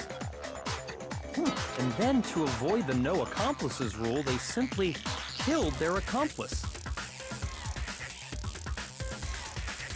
Yeah. And now I'm thinking about Celeste again, because he for me had a real weird obsession with her. Okay, he also had an obsession with alter ego. But back in the previous chapter, he was practically her servant. Or even worse. Which, if true, means that betraying Hifumi was part of the plan from the very beginning. That's just awful. How could anyone be so cruel? That's again judging by your own standards. You think so? I can't help but admire its cunning. Still, their choice of accomplice seems odd. Yeah, not really. The effort made to convince us the two murders were the same. It was the main characteristic this time. Kyoko must have noticed that fact from the very beginning. Which is why she said not to look at this as a series of connected events, but entirely separated incidents. Kyoko really is amazing, although, when you think about it, she's almost too amazing. Like it's almost unnatural how good she is at this. I understand how an accomplice could be involved, but then who was the one pulling Hifumi's strings? That's problem numero uno right now. The true killer manipulated Hifumi to carry out a number of actions, and in the end murdered him. In the debates up till now, the way the case has unfolded, when you consider all that, there's really only one person who seems to fit. Yeah, the one who has been stonewalling everything. She likes someone, and that was Kyoko! No. It was Hiro! No. It was Byakuya! No. There's only one person. Toko? I know, it's just Celeste. Here's my answer. It was Celeste. Ah, so I'm the suspicious individual now, am I? Pretty much. I had you pegged from the beginning, you know? I really do hate this kind of joke. Really? Why? A joke? I wonder. So what you are saying then, is that I specifically chose to work together with Hifumi. Yeah, he was putty in your hands from the beginning. So yeah. The idea that I would choose to spend any amount of time interacting with him, that I would go within 10 feet of that shit from brains, that lazy, worthless goddamn idiot! I think for once, she is honest right about now. Pardonnez-moi. Damn, I think for once, she was honest. Just to be clear, there is evidence to support it. Is that so? Yeah. Wait, what evidence? It is. Throughout the investigation, there was certain behavior that was common only to the two of you. Yeah, it was. Odd behavior. Considering what we've learned so far, it only further proves that the two of you were working together. Yeah, she was the only one to see the Shadow Man and Robo Justice. And you were the two ones who actually went with the name Robo Justice. Encountering the suspicious individual. The screaming. I got it! The behavior they had in common has to do with the suspicious individual in the suit, doesn't it? Yep. The only ones who ever actually saw Robo Justice firsthand were Celeste and Hifumi. Yep. Shush. The adults are talking now. Dude, don't be an ass cave. Oh wait, you are an ass cave. Sorry. As he said, only Celeste and Hifumi ever laid eyes on the costumed individual. If we accept that Hifumi was one of the culprits, we can't help but suspect what Celeste has said as well. Are you saying everything they told us was a lie? Pretty much. Yeah, pretty much. Oh, don't be shocked. Celeste has done nothing but lying. She's the ultimate gambler. She knows how to make a poker face, you know? After taking Hifumi to the nurse's office, we all began our search for this individual, correct? Right. And not too long after that, do you remember what Celeste said?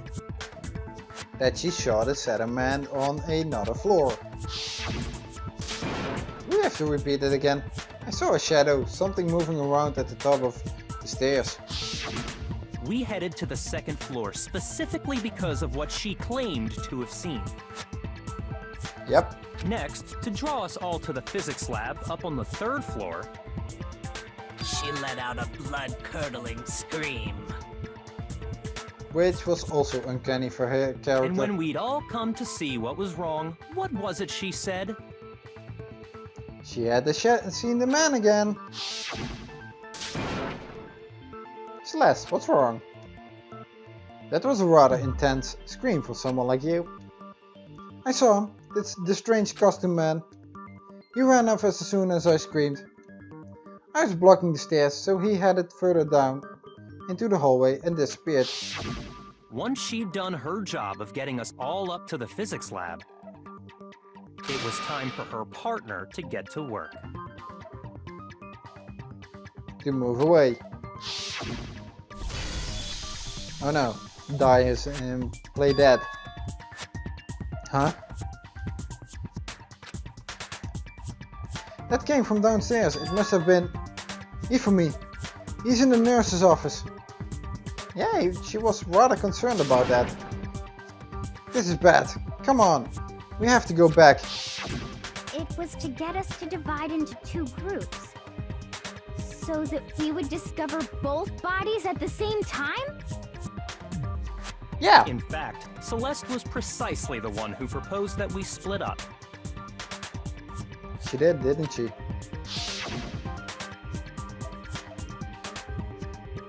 Then why don't we split into two groups? I'll lead the hunting party. That seems much more interesting. Very well, Makoto and Hina, you come with me to the nurse's office.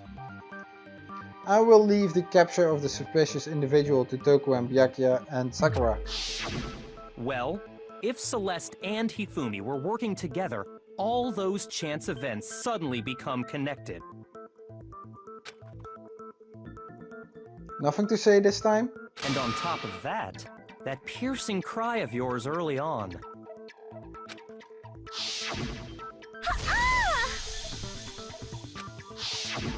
That was to signal Hifumi, wasn't it? I think so. It was your way of telling him, we're on the 3rd floor, everything's going according to plan. Why else would you let out a scream that could have carried across the sea?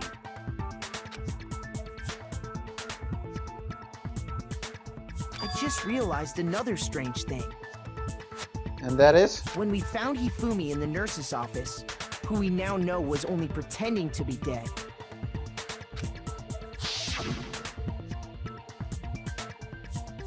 I certainly was not expecting this. I did not imagine that Hifumi would be murdered. Celeste, you were the first one to say he'd been murdered. Yeah, no one checked his body. You wanted to make sure we wouldn't have any doubt in our minds. Still the quiet. Still the silent treatment. I don't believe it. Everything.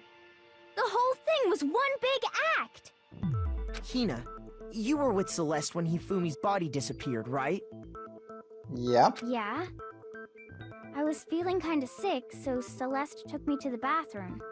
Was that Celeste's suggestion too? Wait! Then that was... She wasn't worried about you. She just saw a chance to help Hifumi sneak out of the nurse's office. Each piece isn't much by itself, but start putting them together and the picture gets very ugly indeed. And I think that's also why she asked Hina to get to the nurse's office. She knew that Hina doesn't really have a stomach for this.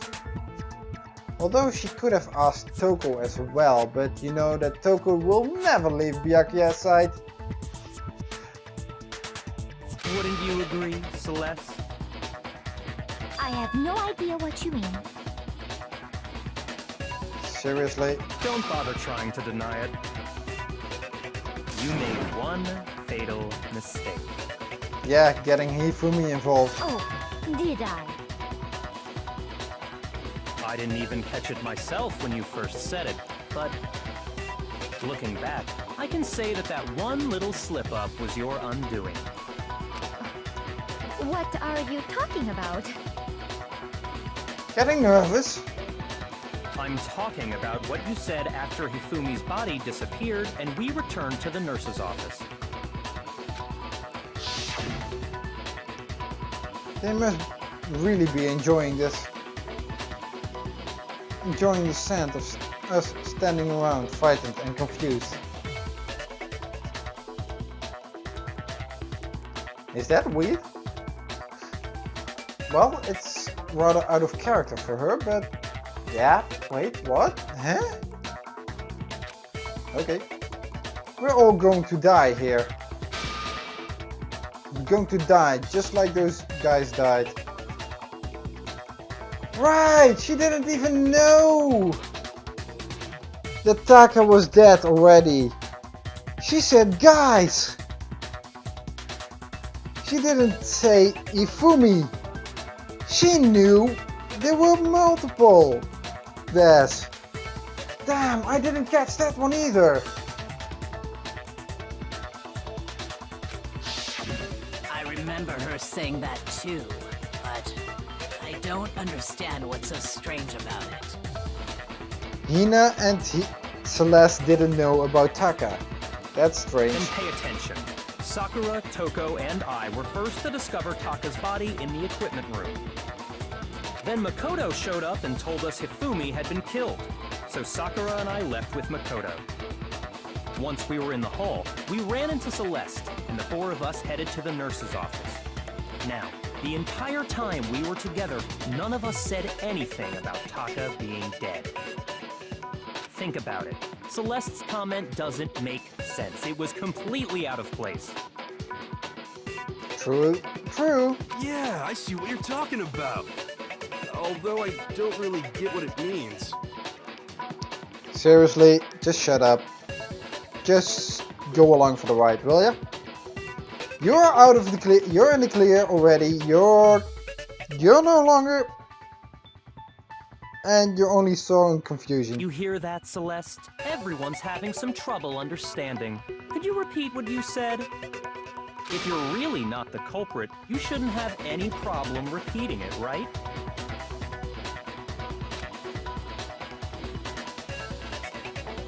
You said those guys. As in plural. Yakia said that Celeste's comment doesn't make sense. But what is he alluding to? Well, those guys.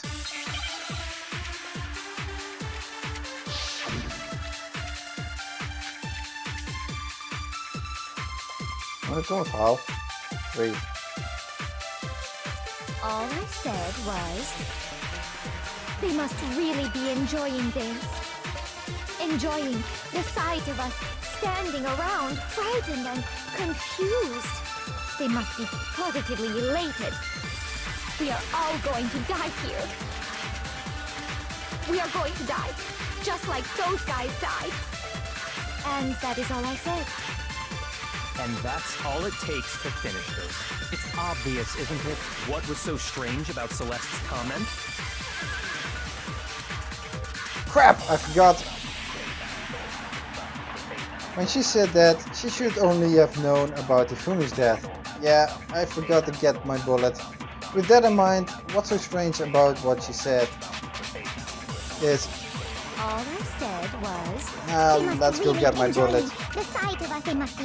We are going to die. And that is all. And that's all it takes to finish this. It's obvious, is what was so strange about Celeste's comment? Bullet! Okay, wait. Yeah, I know. And again, no white noise. All I said was... Really weird. They must really be enjoying this. Enjoying the sight of us standing around, frightened and confused. They must be positively elated. We are all going to die here. We are going to die, just like those... No, it's wrong. Finally, I hit the right That's button. right. There's no reason Celeste should have said, just like those guys died. When she said that, none of us had told her Taka was dead. Exactly. And we didn't run into her until after we were all out in the hall.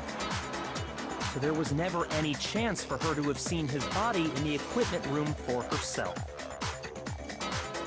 So how did you know, Celeste?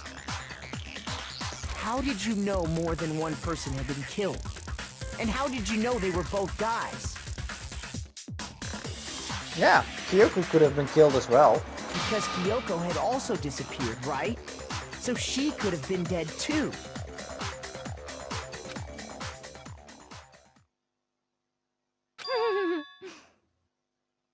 You all have such vivid imaginations. You know that?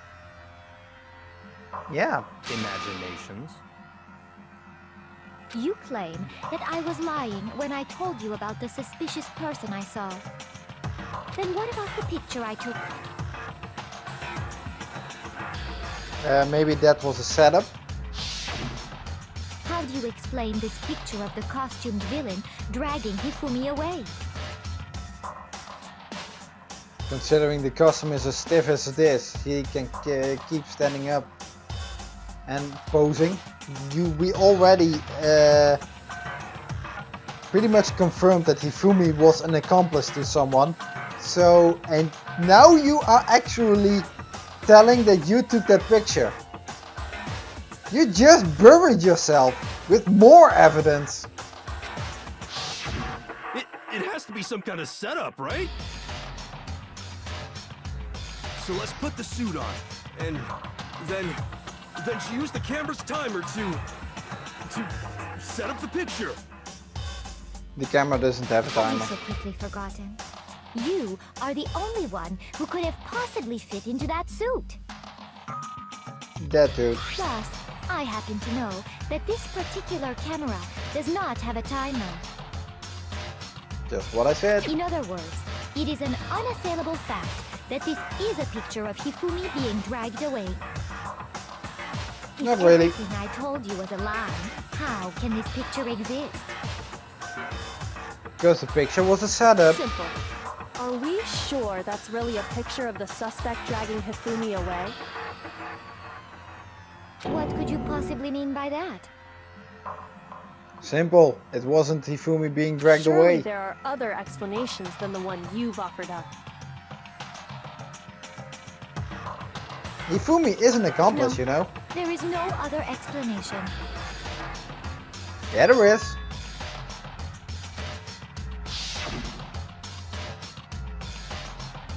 If it wasn't the picture of the suspect dragging Hifumi away, the only other possibility is Hifumi and suspect are dancing. Hifumi is dragging the suspect away. Hifumi and the suspect had been drinking. Oh man, these two are really. Yeah, it's only this. Hifumi is dragging the suspect away. It's not a picture of the suspect dragging Hifumi away. I would say it's a picture of Hifumi dragging the suspect away. That's certainly within the realm of possibility. The one being dragged off in that picture isn't Hifumi, but the person in the robot suit. We've simply been led to believe that it's the other way around. And the strange costume might only exist to lead us astray even farther. If you saw someone wearing something like that in this situation, of course you'd notice and be suspicious. That's what happened! You put me to sleep and made me out to be the bad guy in all this!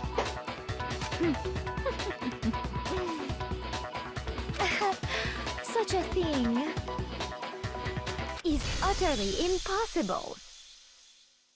And how is that so utterly impossible? Hifumi was dragging him away? Ridiculous. Is it? I don't think it's ridiculous at all. Then shut your mouth and allow me to educate you. Really?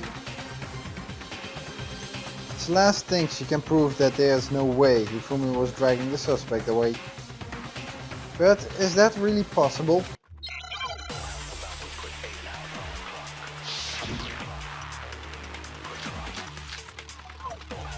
Over Justice costume, Yashiro's message.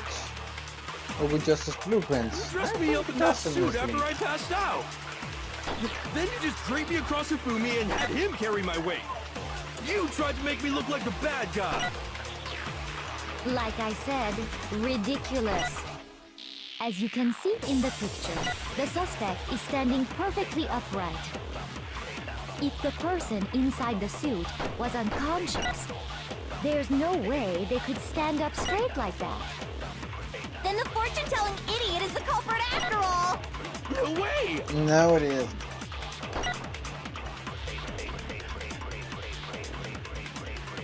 No, he isn't. He could still stand upright still due to the... Because, yeah, his waist couldn't bend. You dressed me up in that suit after I passed out. Then you just draped me across Hifumi and had him carry my weight. You tried to make me look like the bad guy. Like I said, ridiculous. As you can see in the picture, the suspect is standing perfectly upright. If the person inside the suit was unconscious, there's no way they could stand up straight. No, that's wrong.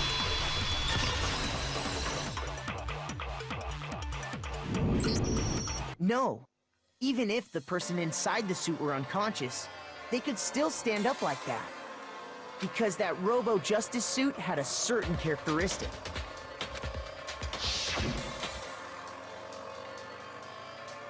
You totally can bend at the waist. Seems like a pretty obvious oversight. That's right! They totally made a mistake when they made it, so it couldn't bend at the waist. I don't think it was a mistake. I think it was I'm intended. not so sure that was a mistake. My thoughts exactly, I think the suit Kyoko. was designed from the beginning to be used the way it was. Celeste and Hifumi took the suit they'd specially designed and stuffed Hiro into it. Yeah, but how long did it take to make that suit?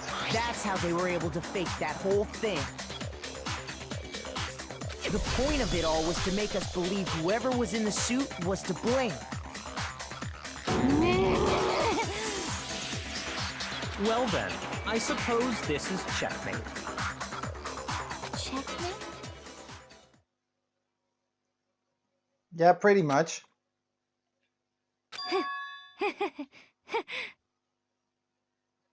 You still try to gamble.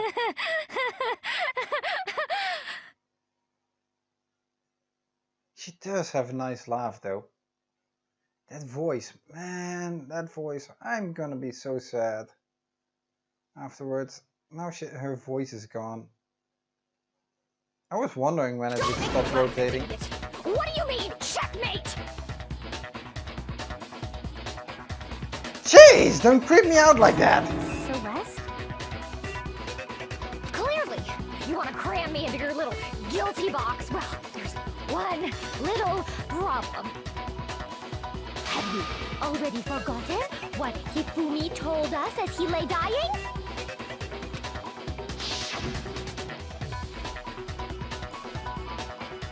Hey, Hifumi, who was it? Who attacked you? Who tried to kill you? Who killed me? That's right, I remember the name. Hiro. When we asked him who had attacked him, his answer was quite clear, was it not? Now, this was kind of high-paced. And I quote, Yasuhiro. In other words, Yasuhiro Hatakure! Jeez, you're getting angry. Right, but my name isn't really Yasuhiro. It's actually Taro. Taro? Confusing statements don't make any sense. You're only making things more complicated. Yeah. He did say Yasuhiro, but are we sure he was really pointing the finger at Hiro? I'm not sure because Hifumi has a pretty particular way of talking. However, if he tried to say his full name and got cut off because of dying, well, it could have been. What the hell are you talking about? I'll burn you alive! Jeez, you're getting way out of your normal character. Are we actually seeing the true you for once? Kyoko, What do you mean by that? Think back to how Hifumi used to talk to us. Yeah, he said always How Mr. did he Nagy. refer to each of us? He gave everyone nicknames. No, he said people's last names. He said for serious a lot. No, that's what I do. I say seriously a lot. I got it! That's right! Our last names! He called us all by our last names! Exactly. I know I heard him say Mr. Naegi more than once, for example. And Miss So Kirigiri? if Hifumi did mean to say Hiro's name, he would have said his last name, Hagakure. I'm sure it was just incidental. By chance, his first name. Yeah, maybe he tried his full name and got cut off. That's still a possibility. Don't talk. Yeah, don't talk, Random Jill, chance. don't talk. Now isn't that a convenient explanation? No, there's no reason to think he would have said the name any different than normal. But he must have run out of energy before he could say any more. So Hifumi was trying to tell us the last name of whoever killed him? But the name he said doesn't apply to anyone here. Well, no. Hold on. There's one person it could apply to. And that's Celeste. She never actually told us what her real name is. What did you just say? Yeah, even I think Celeste Ludenberg is a pseudonym for, well, because you're Japanese. You take your false accusation so far, I don't know whether to laugh or spit! You're not German.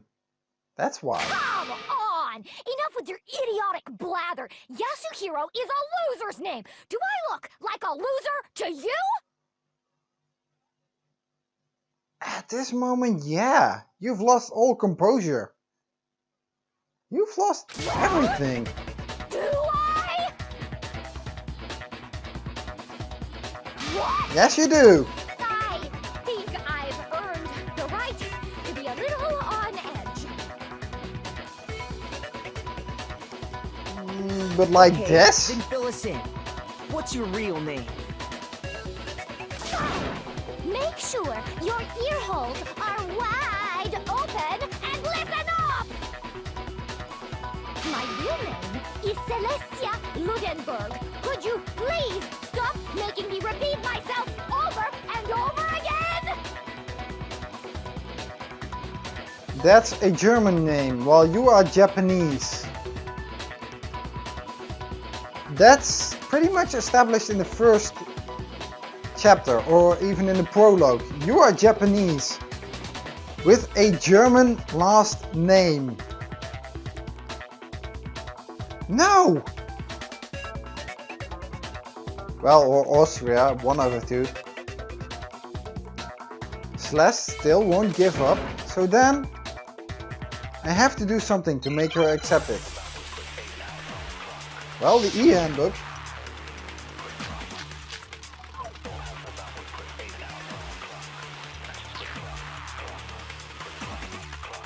Hifumi was trying to tell us something. He wanted us to know the killer's last name, Yasuhiro.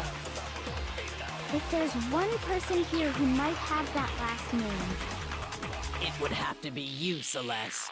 You haven't told anyone what your real name is. how many times do I have to tell you? My name is... Celestia Ludenberg, god damn it! How long do you plan to go on pretending? I'm not pretending. It's the truth. And since you have no way to contradict me, that's the only truth there is! Moron! Actually, we have your e-handbook. And now I know why... Wait, why does Kyoko know about the e-handbook in this case? Kyoko, are you a little accomplice to something else? Really? I'm sure Kyoko mentioned something like that at some point. It may not be related to the case, but it might come in handy anyway. Hifumi was trying to tell us something. He wanted us to know the killer's last name, Yasuhiro. If there's one person here who might have that last name. It would have to be you, Celeste. You haven't told anyone what your real name is. How many times do I have to tell you? My name is... Celestia Bludenberg, god damn it! How long do you plan to go on pretending? I'm not pretending. It's the truth. And since you have no way to contradict me... No, that's wrong.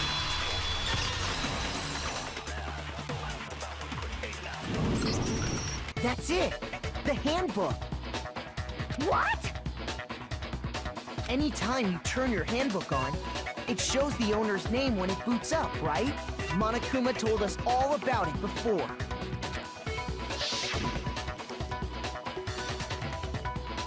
This handbook is absolutely vital to a healthy school life, so don't lose it. When you start it up, it will display your name. Always make sure you have the right one. Now, this is not your everyday notebook. It has so many more uses than that. So all we have to do is check her handbook, and that'll clear up everything. That's how we can find out Celeste's real name. That's an invasion of privacy. I refuse to cooperate. Celeste.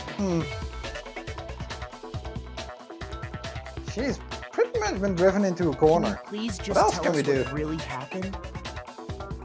Please, just tell us.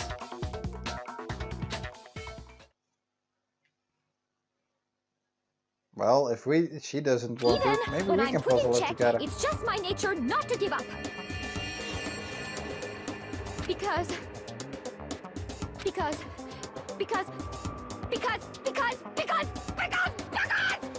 until the game's over, you never know what might happen.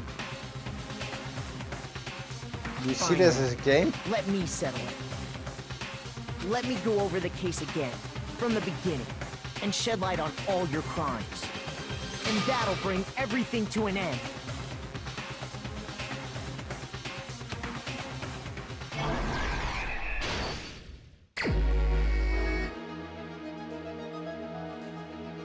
Okay. In this case, how did the killer recruit their accomplice? Was it seduction?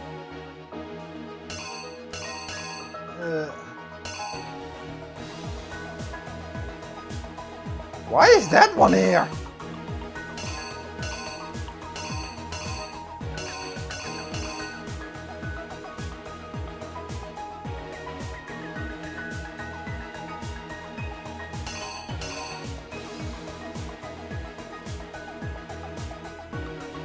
Wait.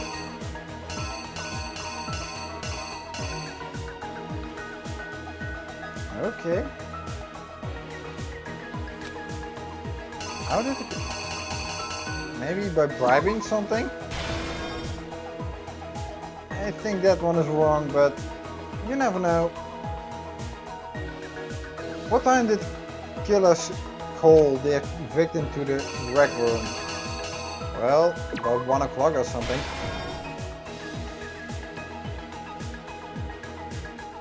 Who was it that the killer summoned first? Yes, Hiro. Unless there was something else.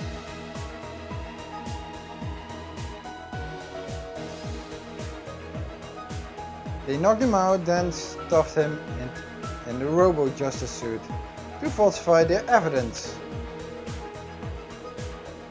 And they also used a certain item to do it. Okay, that one. That one is this. Is there something else?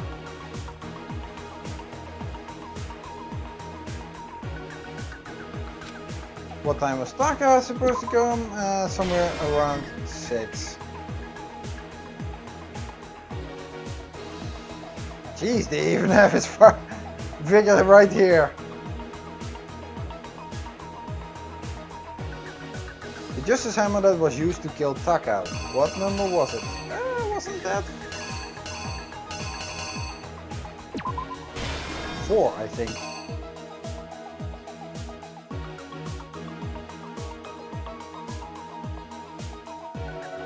The library, Hifumi used something to fake the existence of a shadowy criminal.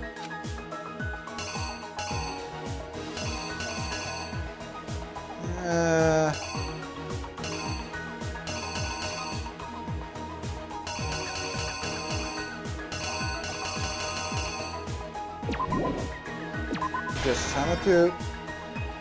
I need to keep the nurse's office. Which Justice Hammer was in the nurse's office when Hifumi was pretending to be dead? That was the 3rd one. Oh, that looks just way too cool.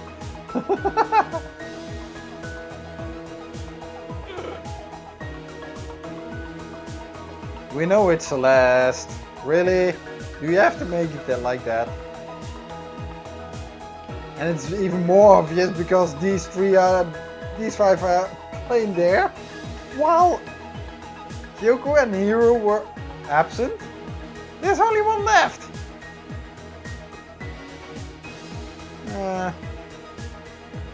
Hifumi used something to move Taka's body.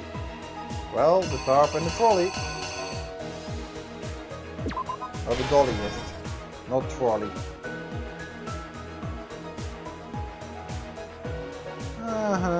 Then the weapon the killer used to murder Hifumi. What was it? Well, that was the spotless one.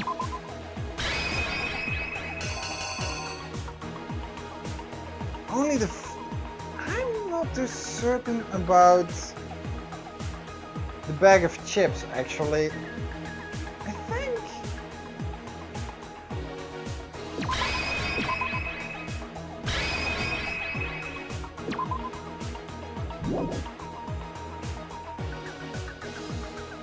in this case, how did the killer recruit their accomplice? Was it seduction?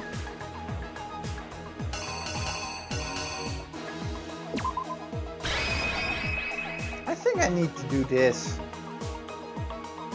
Yeah, that's the one. That looks more like it, like they are standing recording, because here they are just shaking hands then. Here's exactly Okay, what let's happened. reenact. Before anything, the killer persuaded someone to help carry out the murder. And that person was...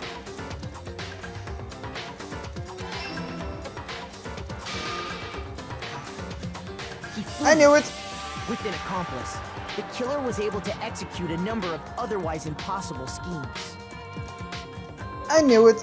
It kinda looked like suspicious. Why I just thought first to put a bag of chips over there? Probably because the bag of chips are lying on the table there. But it's okay.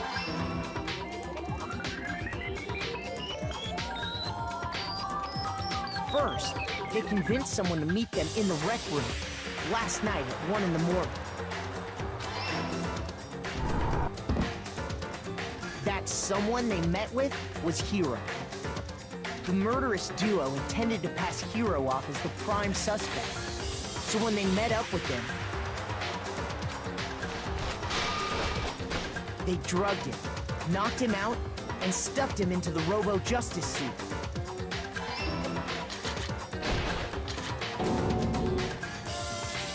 Next, Hifumi positioned himself to make it look like Robo-Justice was attacking him, while the killer used a digital camera to take pictures of the assault. They did all this just to create evidence that would put the suspicion on Hiro. When they were done with him, they shoved him, still unconscious, into the pool room locker.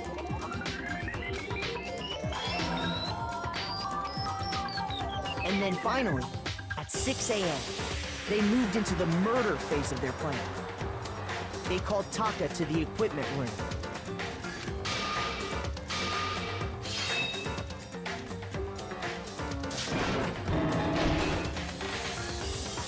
And that's where Hifumi killed him, making it the scene of the first murder. The murder weapon was Justice Hammer 4, which was left there in the equipment room. The reason Hammer number 4 was used was to create confusion about the order of the crimes.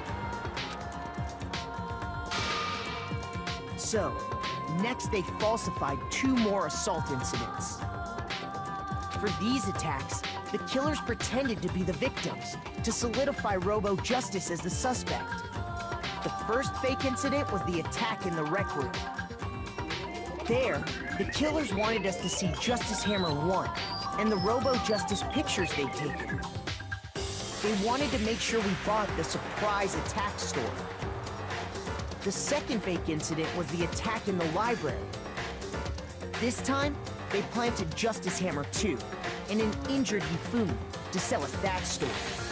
With these 2 incidents, the killers were able to create a certain preconception in our minds that the suspect was increasing the size of the hammers and attacking people in order as they did. We fell right into their trap and started looking for the suspect based on that. But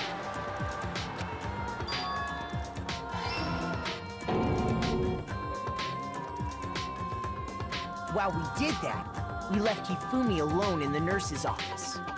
This was exactly what Hifumi was hoping for.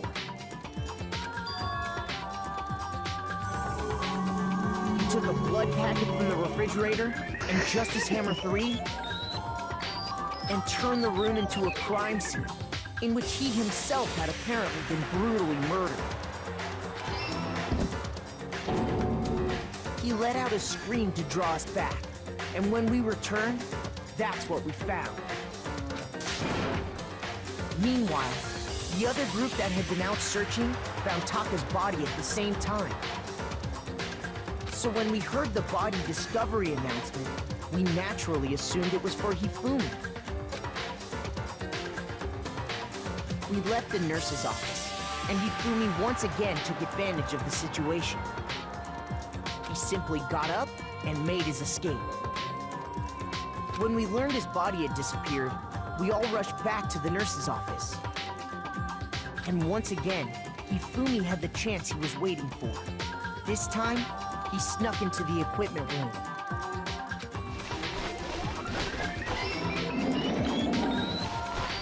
He wrapped Taka's body in a tarp and used the dolly to move it all the way down to the repository.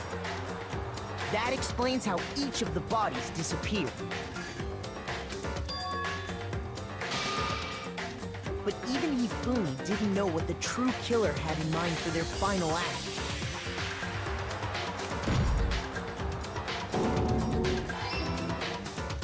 Their plan all along was to kill Hifumi and get rid of the one person who could betray them. And they did it using an ordinary, everyday hammer from the repository. That should cover everything that happened in this case. And the villain behind it all is...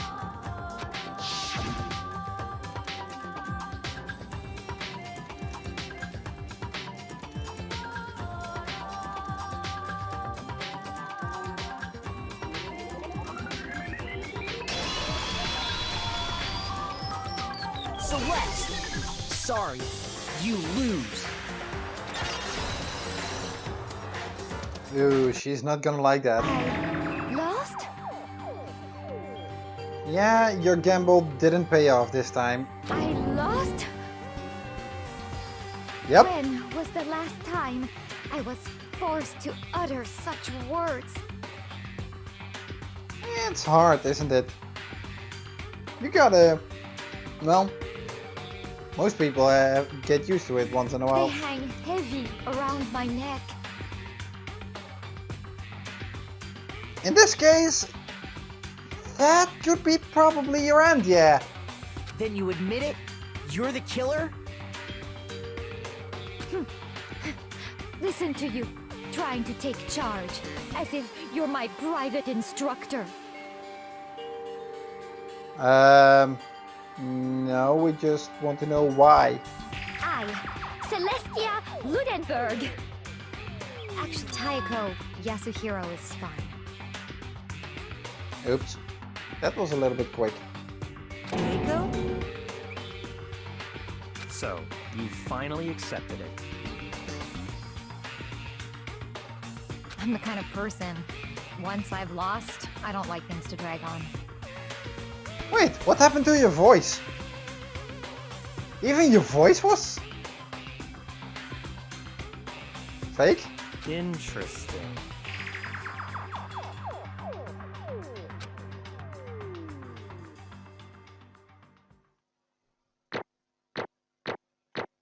Whoa. I actually got ace on all that. I got ace on all that. I bumbled around with my controls. I lost a couple of hearts. Okay, the bullet time was a little bit easier this time. And the logic puzzle, the comic book part was easier. But I got ace on this. Oh man. Wow. That's a new record for me. Wow.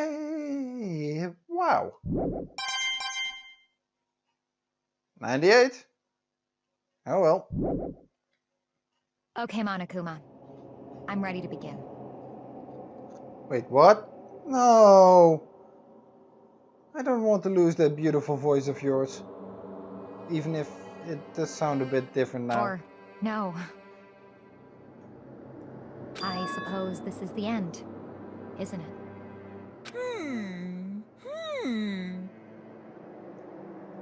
Her voice is still beautiful though. And that voice actor has such a good voice. It is indeed the moment we've all been waiting for. Time to vote, okay? Okay. If you would, please locate your lever and cast your vote. This is gonna be And when unanimous. the votes are tallied, who will become the blackened? That ain't a surprise anymore. She just admitted Will it. you make the right choice or the dreadfully wrong one? What's it gonna be? What's it gonna be? Unless the dumbass Yashihiro actually votes for himself. Hina might be making a mistake as well.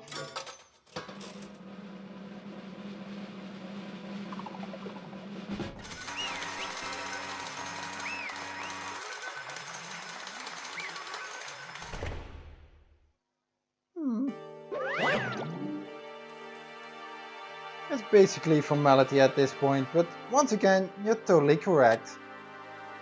The blackened this time, the true killer who devised the whole stinking scheme was Celestia Ludenberg, or more precisely, Taiko Yasuhiro. Honestly. I lost. Well, that sucks. I guess trying to work with someone else was a mistake after all. Yeah, he wasn't that good, Hifumi. Hifumi's ineptitude was beyond all my calculations. Actually, it was also your ineptitude, remember? Those guys. You made the big mistakes as well. I knew it. So you really did approach Hifumi with this plan. But how did you get him to agree? I can't imagine he would have happily agreed to commit murder. I'm sure she relied on her specialty, lying. My specialty? Don't make me laugh. I didn't have to lie to him and get him to agree. So then, Then, did you use you know who? I knew you figured it out, Kyoko. You're absolutely right. To get Hifumi to act as my accomplice, I used her. For everyone who's still left, I'll avoid mentioning it by name, but it was the one thing Hifumi and Taka were both super into. Does she mean... Is she talking about alter ego? Yes, she does.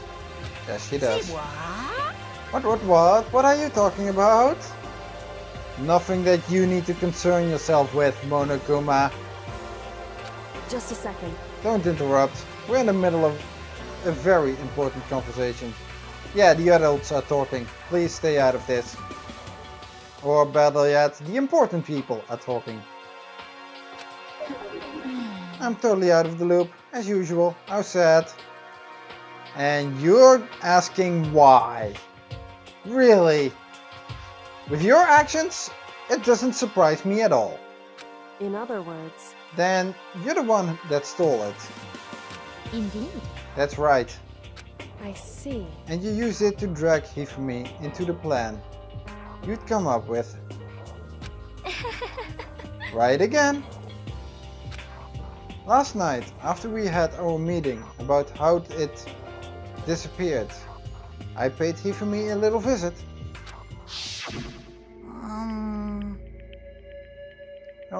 What are you doing here? Wait, why is his cool room also looking so rather cool?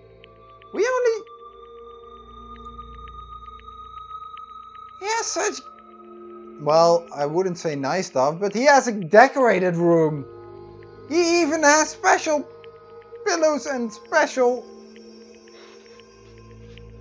Ah. Oh, what are you doing here? Actually, I was hoping I could talk to you, alone. It is about what was stolen. I know who did it. what? What? Are you okay with this? It was Taka. He stole it. What? So then, And I have proof. Would you like to see it? As it turned out, I'd found a use for the digital camera. I'd taken you-know-what to Taka's room earlier and took pictures of it there. I deleted the picture as soon as I'd shown it to Hifumi, of course. Damnation! So it was him. Wasn't that just lying? Your speciality? Doesn't this fall under lying? But how did he do it? She was supposed to yell if either of us got close to her. You are correct, which is why Taka forced me to steal it. Which is not what lying is. Say what? as for me, Please forgive me, he threatened me. That probably is lying, or he did threaten her. Oh, He did? as for me, He came to my room last night unannounced, and then it's hard for me to even say. How much is that true? Did he actually come to his room? Or to her room? He abused me. Wait, what? What? what? Yeah, my response exactly. And he took pictures. He said if I did not do as he asked, he would show them to everyone. Pictures of what? So, I had no choice. Damnation! That's a crime. An absolute crime. I knew he'd gone a little crazy, but Say what? I never imagined he would go that far.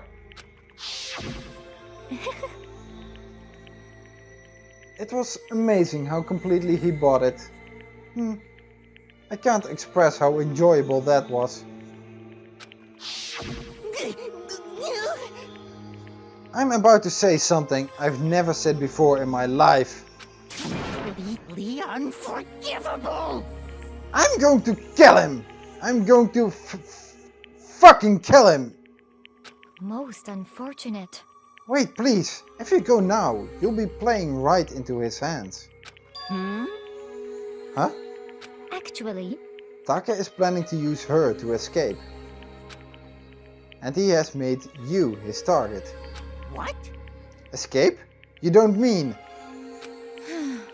Taka is going to try to kill you. What? indeed. And all, so he can keep her to himself. This That- is unforgivable! That bastard! Completely unforgivable! Bastard, bastard, bastard, bastard! Honestly, Can we allow him to continue with these barbaric acts? Absolutely not! How could I? She... I swear I will save her! Yeah. actually, Then, would you like to join with me? It's just so happens I have come up with a plan. I have devised a way to reclaim what he has stolen and escape this dreadful school.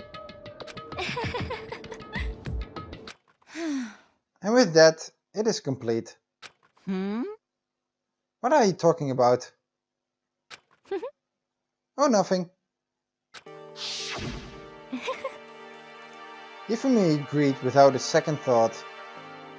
The effect that item had on him was remarkable. The power of love, even a love as twisted as that, can still drive people mad, it would seem. You disgust me. I see. I have another question for you. Was that strange costume Hifumi's creation? indeed. Yeah. It was a real pain in the butt too. All I asked him to do was make something to hide the face and general body size. I had no idea he'd make something like that. But it's my fault for picking him in the first place. Really? How long did it take him to make that? All that in one night? Or one day? Or how? No, nah, wait, what? He must have had it prepared or something. But So why'd you decide to make me the suspect? Because you're stupid. That's it? Yeah, I can't blame her. That's the easiest. Anyone would have been... You just come waltzing into the rec room. Anyone else would have been suspicious. You know? Let's see. And in that regard, I made the right choice. I'm so glad your stupidity surpasses my every expectation. Life must have been tough on your parents though. I feel like I could cry. Well, But when you were explaining your plan to Hifumi, how did you explain the part about him playing dead? What she's asking is, what was Hifumi supposed to do after that, assuming you had actually let him live? Are you okay with this? That's simple. After he did his part and pretended to be dead, once someone showed up, I told him to say he'd been seriously wounded. He was on the verge of death, but he just barely held on. And he really believed that? Well, of course. That wasn't all there was to it. So I explained it to Hifumi. The plan was, while you were all questioning him about what had happened to him, I was going to murder someone else. At that point, Hifumi would have an alibi, so nobody could doubt him. I told him that, and he believed it. It all seems very straightforward, typical. I just matched the lie to the level of the opponent. In fact, Hifumi ate it up. He believed the lie wholeheartedly, right up until the moment of his death. so in the end, So you had planned to kill him all along. But of course, there would have been no point to my plan if the one who pretended to be dead did not end up dead himself. What the heck? How can human life mean so little to you? Well, That's a non-issue. I simply did everything in my power to win. Don't be mean! Now you sound like Byakuya. Yeah, she does. I wonder about that. No, he derives his pleasure from the thrill of the hunt. In that aspect, we are nothing alike. Why? Then, what made you take things this far? What the heck? Was it really just for money? Hmm. Are you talking about the $10 million Monokuma offered us? That is a lot of money. It's true. But that's not all there is to it. From the moment our new life here began, my only thought has been escape. But all along you've been saying how we have to accept living here. Yeah, and she's the queen of liars. So, yeah, didn't buy that one for a second. You little bitch! Jeez! Obviously that was a lie. Hey! I couldn't take it. I hated it from day one. More than anyone else in here. You little bitch! I wanted to get out. Every day was fresh torture. And do you want to know why? Huh? This is fine. Because I had a dream. And accepting a life here would have meant nothing less than giving up on my dream forever. Honestly. And there was no way that I could ever do that. In the underground world of gambling, I risked my life to make a metaphorical killing. As for me, And it was all for that dream. What was this dream of yours? isn't it wonderful? To live in a European castle. A castle?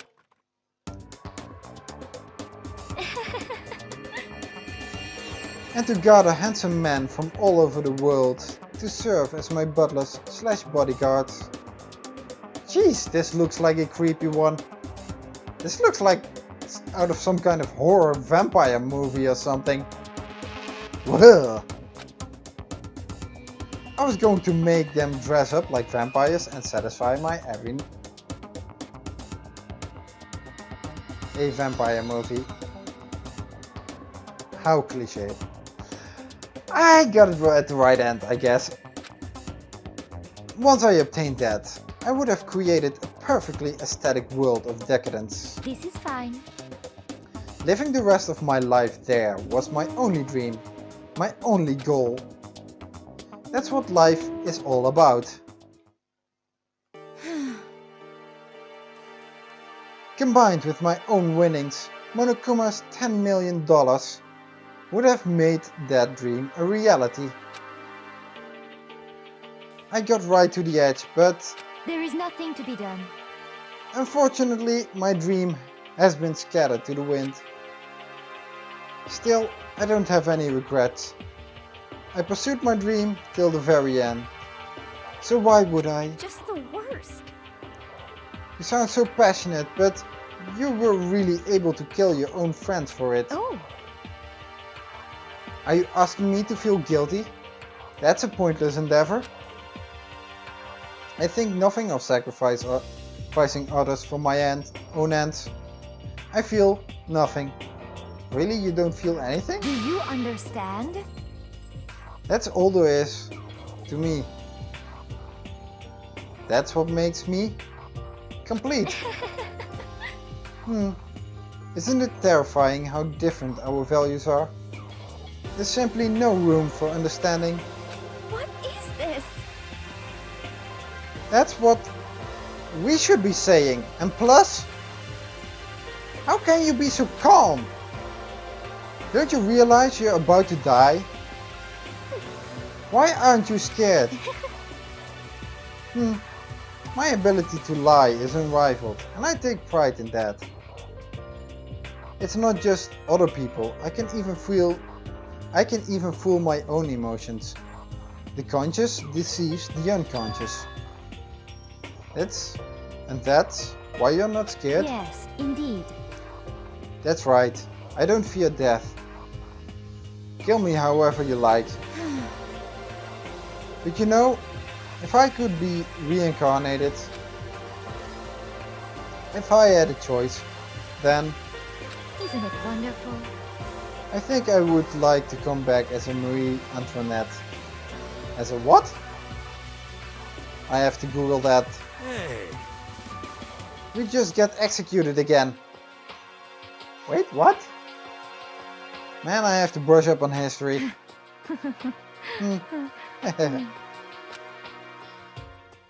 So I smiled then. And when she did, it looked to me like a poor effort to force it.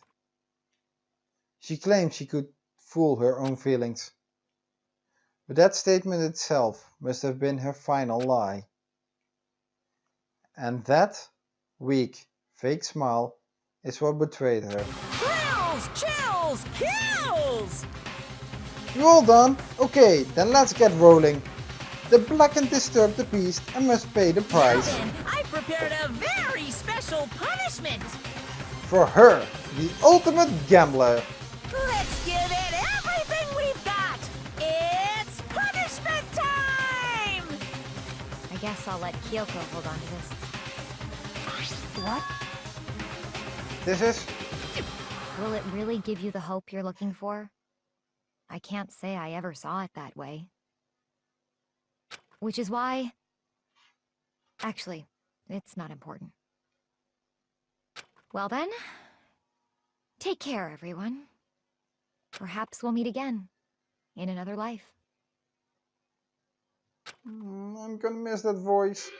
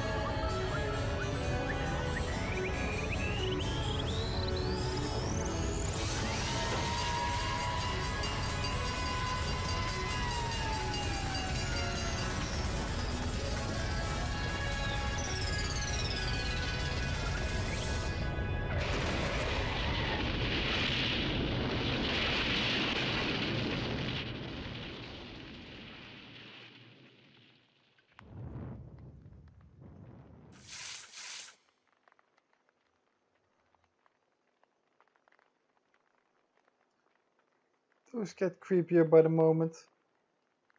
Those get really creepy with each version. It's over. The third execution is over. Celeste's death is over. Celeste killed my friend, so I can't pity her, but I also can't deny that at one point I considered her a friend too. She had such a beautiful voice. I really am going to miss that voice. Well, maybe I have to play the game from forward again. Actually, probably seeing a Let's Play is better. Watching my own Let's Play. That's what I'm gonna do. And for him to just come along and... Isn't it just awful? Jeez! That setup was really elaborate. Where did you get the truck and all that, the room down here? To burn everything. Really? Where did you get the... someone couldn't cut free of their regrets from the outside world, and so more people had to die. Extreme! You guys are still young. You need to place more value on your lives. What are you gonna do? Jeez, and here I thought you guys were gonna pass the torch of hope to the next generation. Let me out of here! What? What do I care about hope? I'll throw it in the trash if you just let me out of here. Too bad. You're all the embodiment of hope, whether you like it or not. And it's my destiny to knock you down one by one. It's sad, yes it is, but that reality just can't be avoided.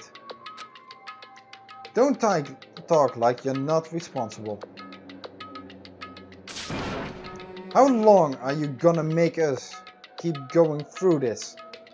What do you want from us? How strange. God, I'm so sick of people asking me that. Give it a rest already. So anyway, Kyoko, did I see you get some kind of key type object from Celeste? Hey! So, what's the deal with that? Nothing that you need to concern yourself about, Monokuma. Nothing that you need to be concerned with. What? Huh? What's the matter? So then, I'll answer your question if you answer mine. you...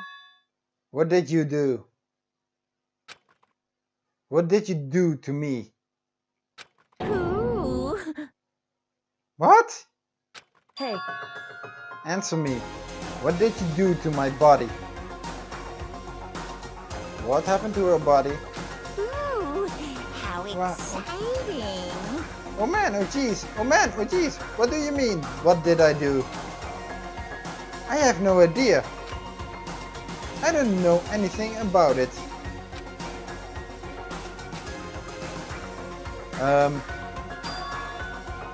What was that just now? The mastermind did something to Kyoko's body.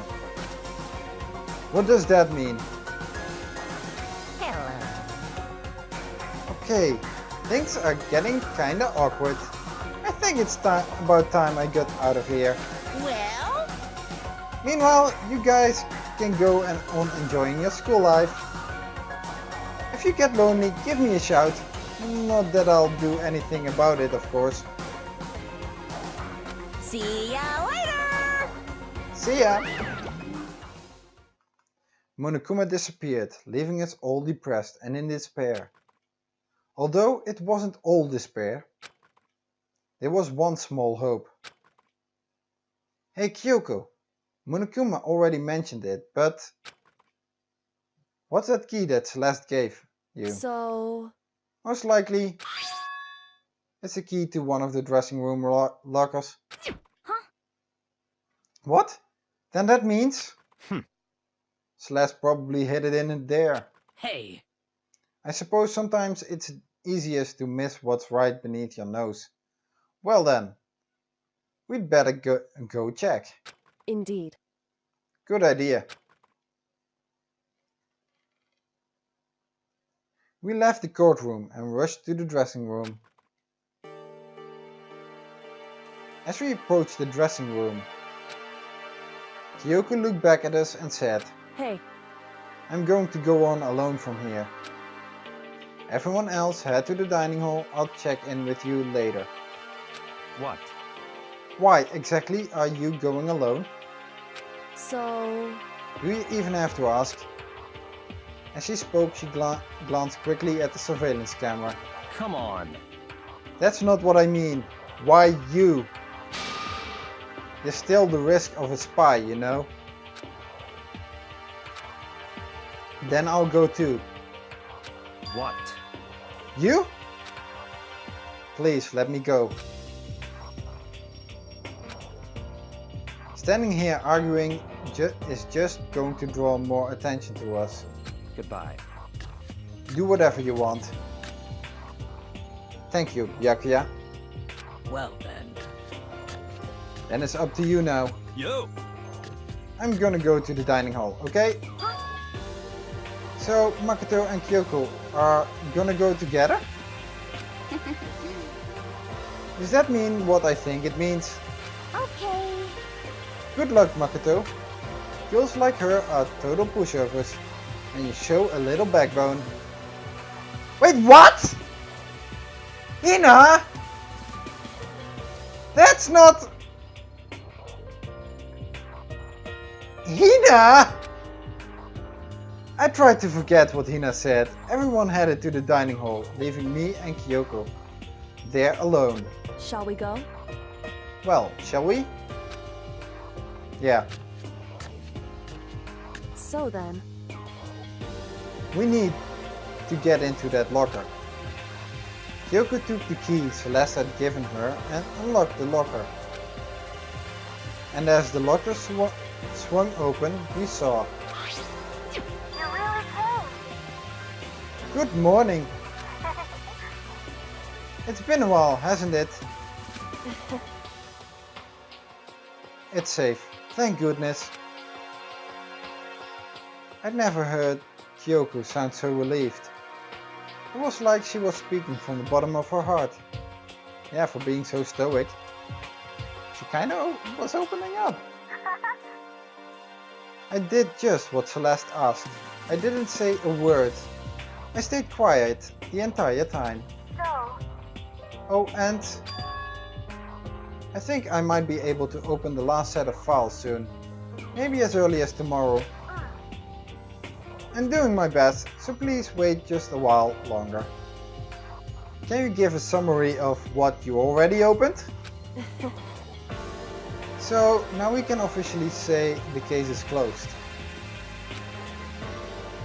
As far as this incident is concerned, sure, but can we take a second, since we have this opportunity? I want you to be honest with me.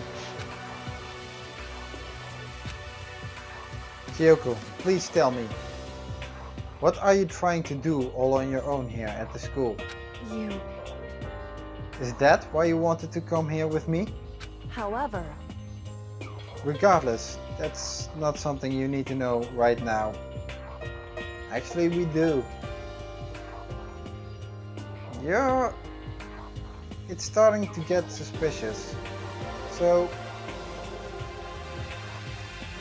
you do need to be a little bit more transparent if you want to survive, I think.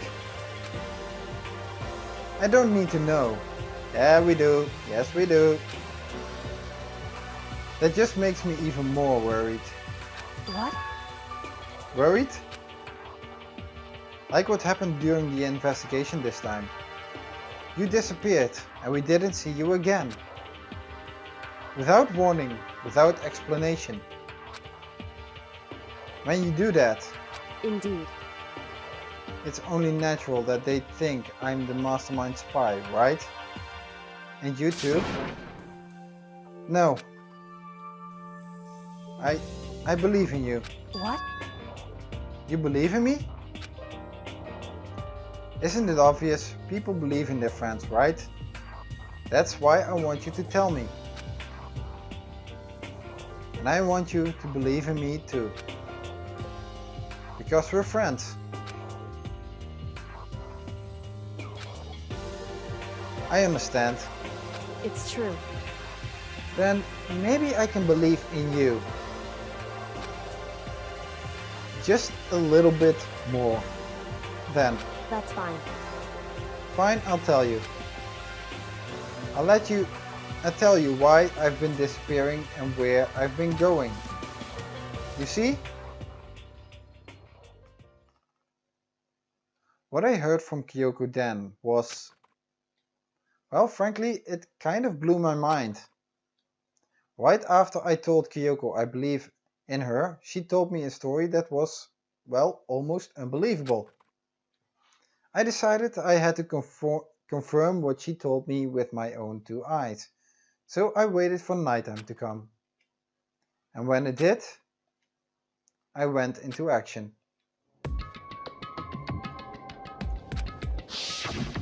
Correct. The boys' bathroom on the second floor doesn't have a surveillance camera or monitor in it. And in the storage closet, they're way in the back.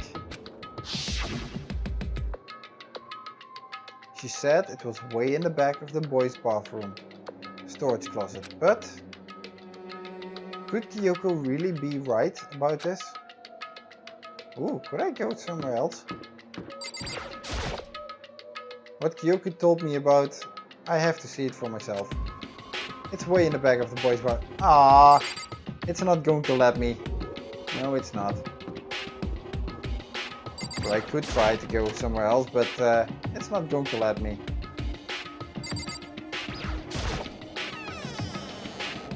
It's just a normal storage closet as far as I can tell. The secret Kyoko told me about, could it really be hidden in here? Well, there's only one thing, so... She said it was way in the back of the storage closet. But I mean, seriously. Without thinking, I placed my hand on the back of the storage closet. And suddenly, as if I were being yanked in. Kashunk. At the same time as I heard that sound, I fell through the wall. I had no idea what was going on. Ba-bump! I had fallen through the back of the storage closet. Huh? It turned out the back wall was like a revolving door, and I'd made it my way to the other side. Just like Kyoko had said. Correct. In the boys' bathroom on the second floor, there's a storage closet. And way in the back of that closet, there's a secret room. So this is the secret room. But what's in here? Ooh. Desk chair? Just a normal desk with normal drawers.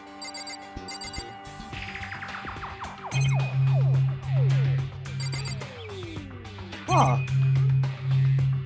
So it are those files that are interesting. There's a bunch of files. And what look like volume after volume of yearbooks. They're all covered in dust. Looking at everything on file at the edge of the bookshelf caught my eye. Looking at everything, one file at the edge of the bookshelf caught my eye. Hope's Peak Academy Student Registry. This is the only thing in here not covered in dust. Has someone been looking at it recently? I slipped the file into my hand. Before I had a chance to take a look at it, a slip of paper fell out of the file and I turned my attention to it. You must not leave. What's this? You must not leave? That's kind of weird.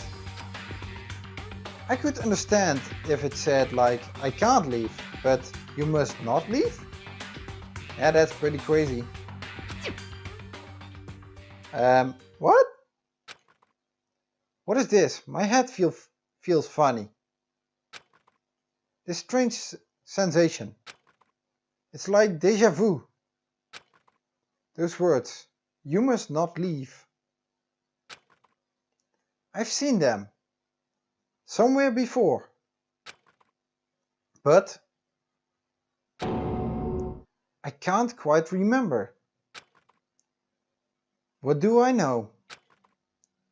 What don't I know? I...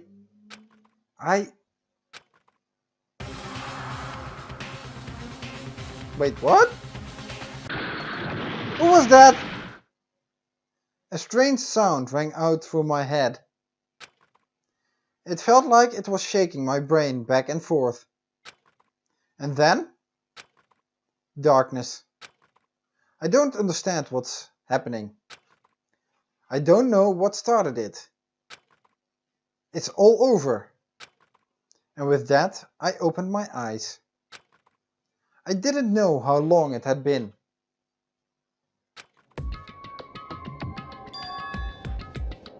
Yeah. Ow! Apparently something hit me and I lost consciousness.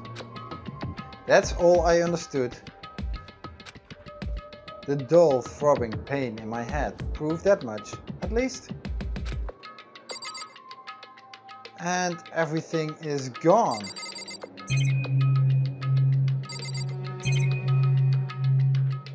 Can I look at those papers?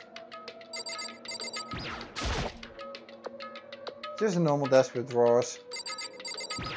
And an empty bookshelf. Huh? Empty? Gone. It's all gone. The yearbooks, the student registry, and even the note that had fallen on the floor. It's all gone. What does this mean? But my brain refused to do any more work. The insistent pain in my head began to spread across the rest of my body. For now, I should go back to my room, get some rest.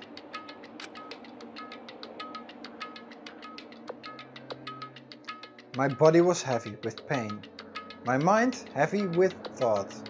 I dragged myself back toward my room. Somehow, I made it back to the first floor of the school.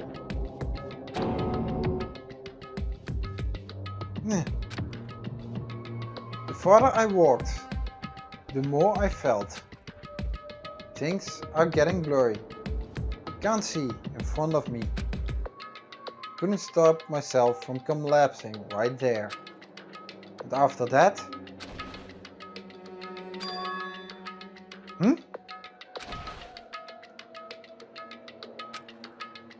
As if from a vast distance, I heard a sound.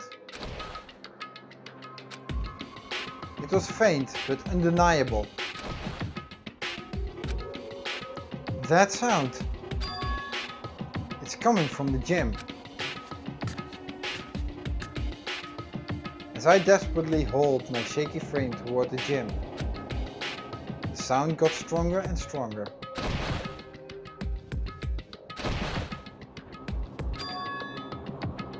What's going on? It can't be nothing. Here, in the gym?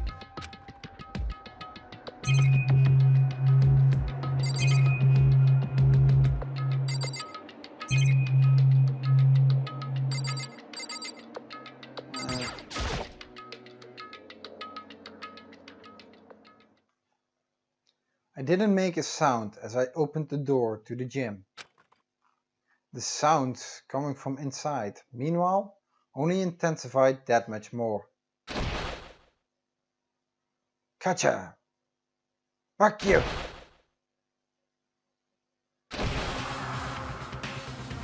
Fuck yeah, da-da-dun, Sasha. What kind of sounds are all that?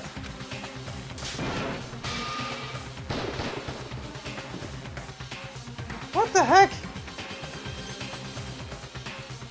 For me, there raged a battle beyond anything humanly possible. No, one side's not human, that's for sure, but regardless, I couldn't stop staring. I forgot to move, or even breathe. Why, you? What do you think you're doing? I asked you a question. What's the meaning of this? How dare you defy me? This wasn't part of the deal! What? She is the accomplice?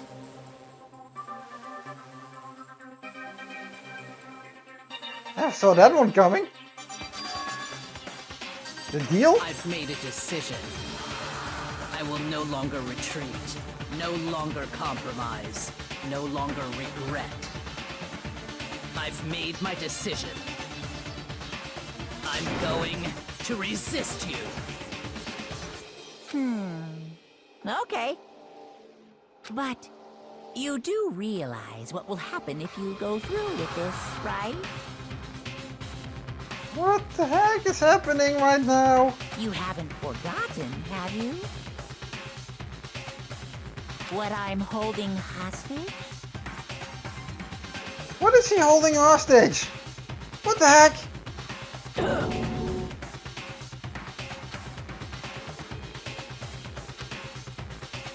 What am I looking at? That's my thoughts exactly. Makatu, what is this?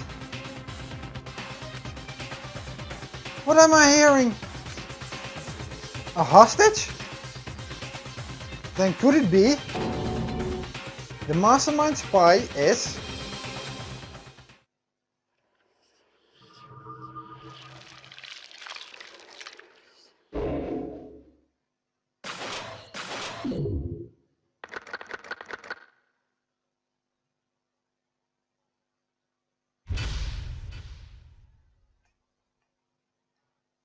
What? What? You received the super... What? What? Danganronpa.